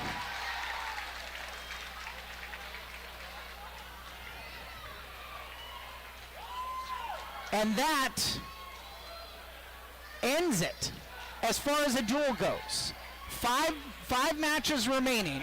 It will not be a shutout because Hermiston is forfeiting at 2:15. But the most that Chiawana can get to now is 30. 42-0, Luca Mazzoni in his senior night. He's got number 5, Zach Delgado, a fellow senior from Chiawana, wrestling at 165. But that is so monumental for Golightly because Chiawana, if Espinosa finds Golightly's back there, there's still a duel to be settled. With senior Jedediah Golightly finding that pin, we have a pause here, 30 seconds in, and the two being warned about just movement right to the face, and it's Mazzoni who gets the 1-point penalty, similar to the one that Rodriguez got. Good shot there by Delgado, the 5th-ranked wrestler. Mazzoni trying to defend it, and Delgado turns it into a takedown. So 4-0 after the penalty point also against Mazzoni. Luca Mazzoni, the senior. The Brazilian exchange student on his senior night here at Hermiston High School.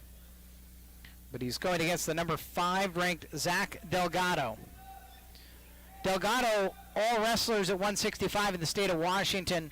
The Washington Wrestling Network's got him ranked 7. Delgado with control of the right leg along that right side. Now he switches over to the left. He's got it in as a cradle. He's got Mazzoni trapped in the cradle. He's got him on his back, and the pin comes.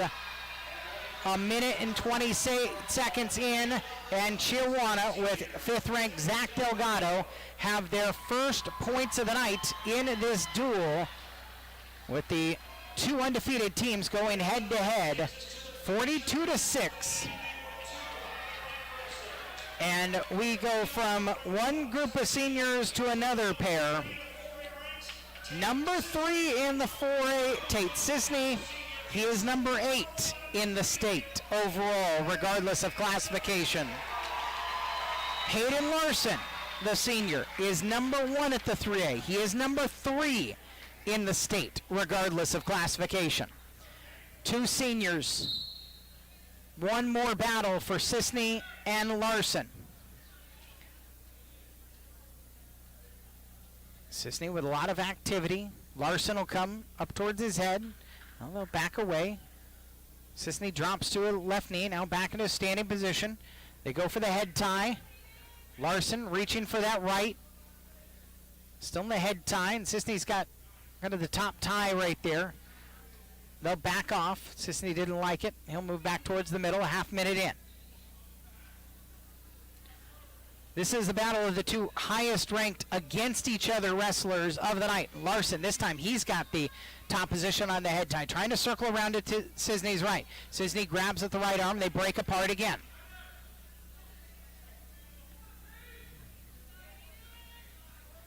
A couple of all-league quality defensive backs. Larson didn't get the honors that he should have for what he did in Hermiston's linebacking core during the fall. Sisney is a standout in his own right, but also 2 of the best wrestlers in the state of Washington pound for pound. And they're scoreless with 40 seconds remaining in the first period.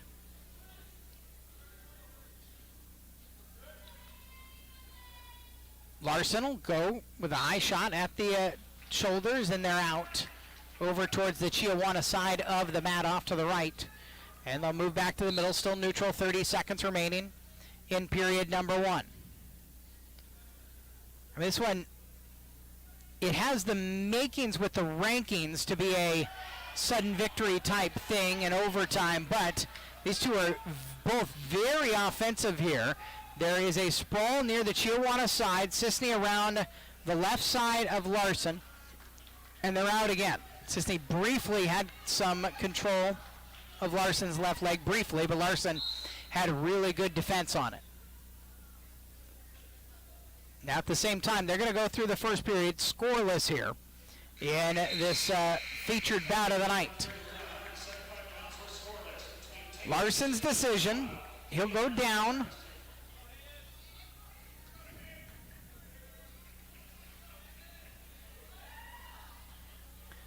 Tate Sisney ambling to the left side of Hayden Larson, and at the whistle Larson kind of drops to his right leg and onto his seat to get into a standing position. He twists away to score the 1-point escape, just 10 seconds in to the second period. So 1-0 for Hayden Larson.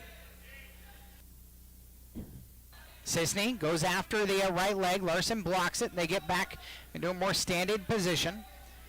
Larson with the control around the back of Sisney's neck from the left side. From the right side, excuse me. Now from the left side. A lot of head pressure there, and Sisney ducks under it. He gets to Larson's right leg. Larson trying to defend it. Sisney driving him towards the side of the mat, and they're out. So still neutral position here. Sisney going back, maybe just a little bit incredulous. He couldn't turn that into a score. He got a pretty good shot at the leg. Working again, kind of central, but looking to pass Larson past him and again attack that left leg, which is the leg that is slightly back for Larson right now. A minute into the period, still 1-0 Hayden Larson on the escape at the start of this period. Sisney will put some pressure on the head. Larson tries to break away from it and attack. They're still neutral. And out again, move back to the middle.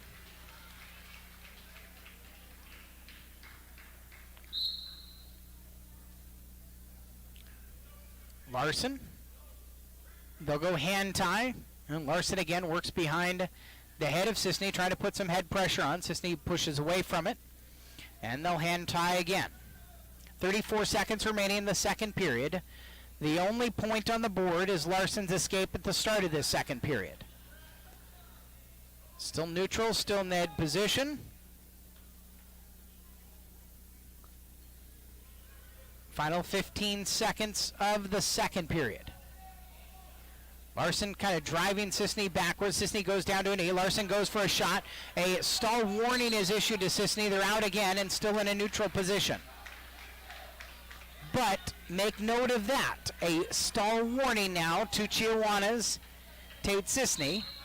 Final 7 seconds of the second period. 42-6 the dual score. Hermiston is going to celebrate with a trophy at the end of this thing. Hayden Larson would love to celebrate another win, and Sisney is in the down position. 1-0 Hayden.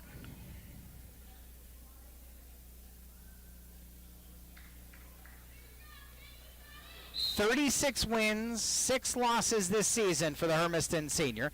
Sisney tries to duck around him. Larson continues with waist control, now lets him escape. And so almost the exact amount of time, very little riding time in this match. They've been neutral most of it. Tied at 1. A minute and 41 to decide it here in the third. Larson getting his right arm in at the back, and they're back again and off. But as Larson continues to be the aggressor here, Sisney has to be careful with that stall warning already issued to him with 8 seconds remaining in the second period. 90 seconds remaining in the regulation. Sisney again gets a shot in at the leg and drives Larson out, however, to the side of the mat. Sisney's kind of ducked under a couple of times, getting his right arm in and taking a shot at Larson's right leg. Off of the whistle, Larson gets a quick shot the left leg, but Sisney pushes it back. A minute 19 remaining. Tied at 1. Head tie again, they'll break it apart. Larson standing in the middle, Sisney going down to his left knee, off towards his side of the mat. Larson coming at him. Larson gets the tie inside. Larson puts Sisney down. Sisney still with his left arm, got Larson in a headlock. Larson gets out of it and gets to his back for the takedown. 52 seconds remaining. Larson up 4-1. Larson now for the first time tonight can really go to work from on top. Sisney escaped so quickly to start this period. Larson's got 2 hands on that left wrist under Sisney, trying to stretch him out as Sisney's at his knees. Larson fighting around and controlling that left leg. They're right near the edge of the mat and will end up out with 25 seconds remaining to move back to the middle of the mat. Tate Sisney slow, the number 3 wrestler in the state, to get back there to the middle. Down 4-1. Hayden Larson looking for the win. The restart, Sisney fights to his feet. Larson still grabbing his waist and pulls him back down. 18 seconds remaining. Larson by 3. An escape wouldn't do it for Sisney. A reversal wouldn't do it for Sisney unless it came with a near fall as well. He's got only 5 seconds remaining. Hayden Larson with the control. He will let Sisney get out with just seconds left, and the match ends 4-2. Hayden Larson with the win against Tate Sisney. Those two seniors have battled a lot of times, and Larson wins another one.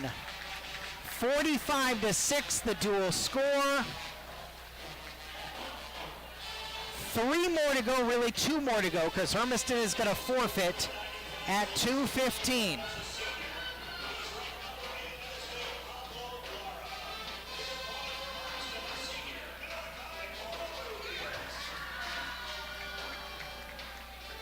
Malachi Covarrubias and Pablo Lara, couple of seniors. Lara's ranked 8th in the state and drives Covarrubias back, drives Covarrubias into a stall warning, has a takedown, has Covarrubias on his back. He's got him lifted up. Now reaches around to grab control of the right arm, and he'll end up Covarrubias spinning to his belly, but still Lara's got control of that right arm, trying to push around and walk him around to the right side. And he's got control of that left side, getting Covarrubias turned. Pablo Lara has got Covarrubias in trouble. Covarrubias trying to stay twisted with his body to the right, and Lara's just got deep position around that left armpit. Loses hold over the right hand, and Covarrubias can get around and avoid pin briefly. There's going to be a big near fall point now that Lara's up on the top, and he is able to put the pressure on the head and the neck and get the pin. 56 seconds in for Pablo Lara. It is the second win of the night for Chiawana. 45-12 is the dual score. It's going to be 45-18 with Memphis Miller receiving a forfeit win at 215 pounds. Miller's ranked number 10 in the state. Kyle Larson has told me this season that 215 is the one where they just have not been able to find an answer here.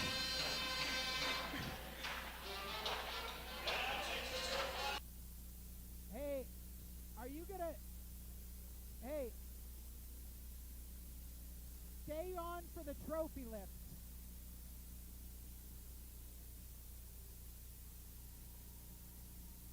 Stay on the air until they get the trophy. All right, final match, 285.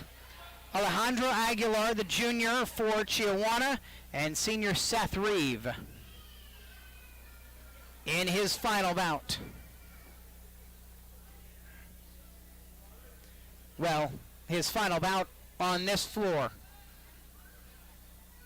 3-sporter, he still will have one more senior day celebration during the track and field season. Reeve looking for a win to increase this dual win score for Hermiston, 45-18 right now. They, like the girls, will be handed a Mid-Columbia Conference trophy here at the conclusion of this one. And you go back to the Jedediah go lightly reversal into a pin for the win that ended this thing for Hermiston officially. Reeve gets deep inside now. He's got the underhook. He's controlling the back. Trying to put Aguilar onto his back. Aguilar underhooks on both of Reeve's arms, or under his armpits, but Reeve still's got the control of the back. Reeve goes for the trip. Aguilar backs away from it. It's still Reeve with the control. Aguilar defending it well. Aguilar turns it into a turn. Now Reeve rolls over the top of him. Reeve's got the control, the takedown, and near full points coming. Aguilar trying to fight away from it. Reeve looking for a pin to end the duel. Seth Reeve, he's got control high up on the right arm and the right armpit, trying to get over the top of Aguilar. Aguilar is able to get to his belly. 4-point near fall, so Seth Reeve with 33 seconds remaining in the first period, up 7-0. Reeve working on Aguilar's left side.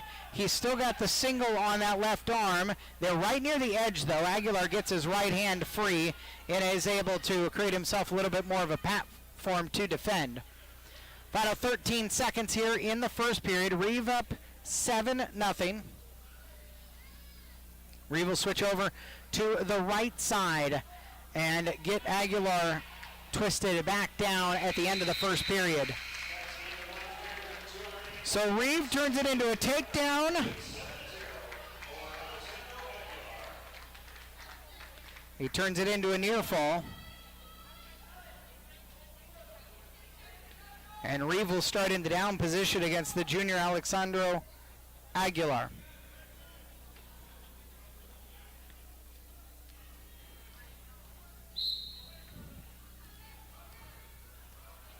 Seth Reeve on the whistle, trying to slide away from Aguilar.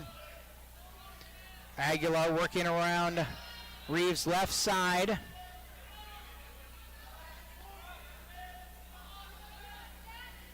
Reeve to his knees, trying to get to his feet. Aguilar trying to hold up on the top. Aguilar reaching over and around the head with his left. Now he'll readjust. Reeve, though, starting to twist Aguilar to his side.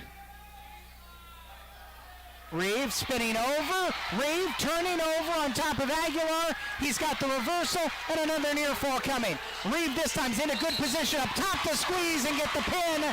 Reeve can raise his hands to the air, and the Hermiston Bulldogs on a pin on senior night by Seth Reeve win the duel 51-18. They are the Mid-Columbia Conference champions in 2026. It's a pair of MCC wins and a pair of MCC trophies for the Hermiston wrestling teams here tonight at the Doghouse. And for the Hermiston boys, a dominant performance against their rivals, Chiawana. Now they shake hands, and they really do part ways at this point. Chiawana to try to navigate through the 4A classification, including the 4A dual championships this weekend. Hermiston going to Edmonds this weekend as the #1 seed, trying to win the dual state championship in the first year of its existence. They're 9-0 here in this conference, and Larry Escher has got a trophy for the Bulldogs as they come together here on senior night, on military appreciation night, on a night where Hermiston ends up going 9-0 in the MCC. Larry Escher waiting for the Bulldogs to come together, looking for a senior to hand it to. He will, and the Bulldogs have their MCC trophy. They win it outright here in 2026. Thanks for joining us here this evening from Hermiston High School. A tip of the cap to those of you with us on Hermiston's YouTube channel, HTV Hermiston, and for those of you with us on our web stream at gohermiston.com and mixler.com/1360-KOHU. I'm Mark Olson saying so long, and we'll talk to you again soon.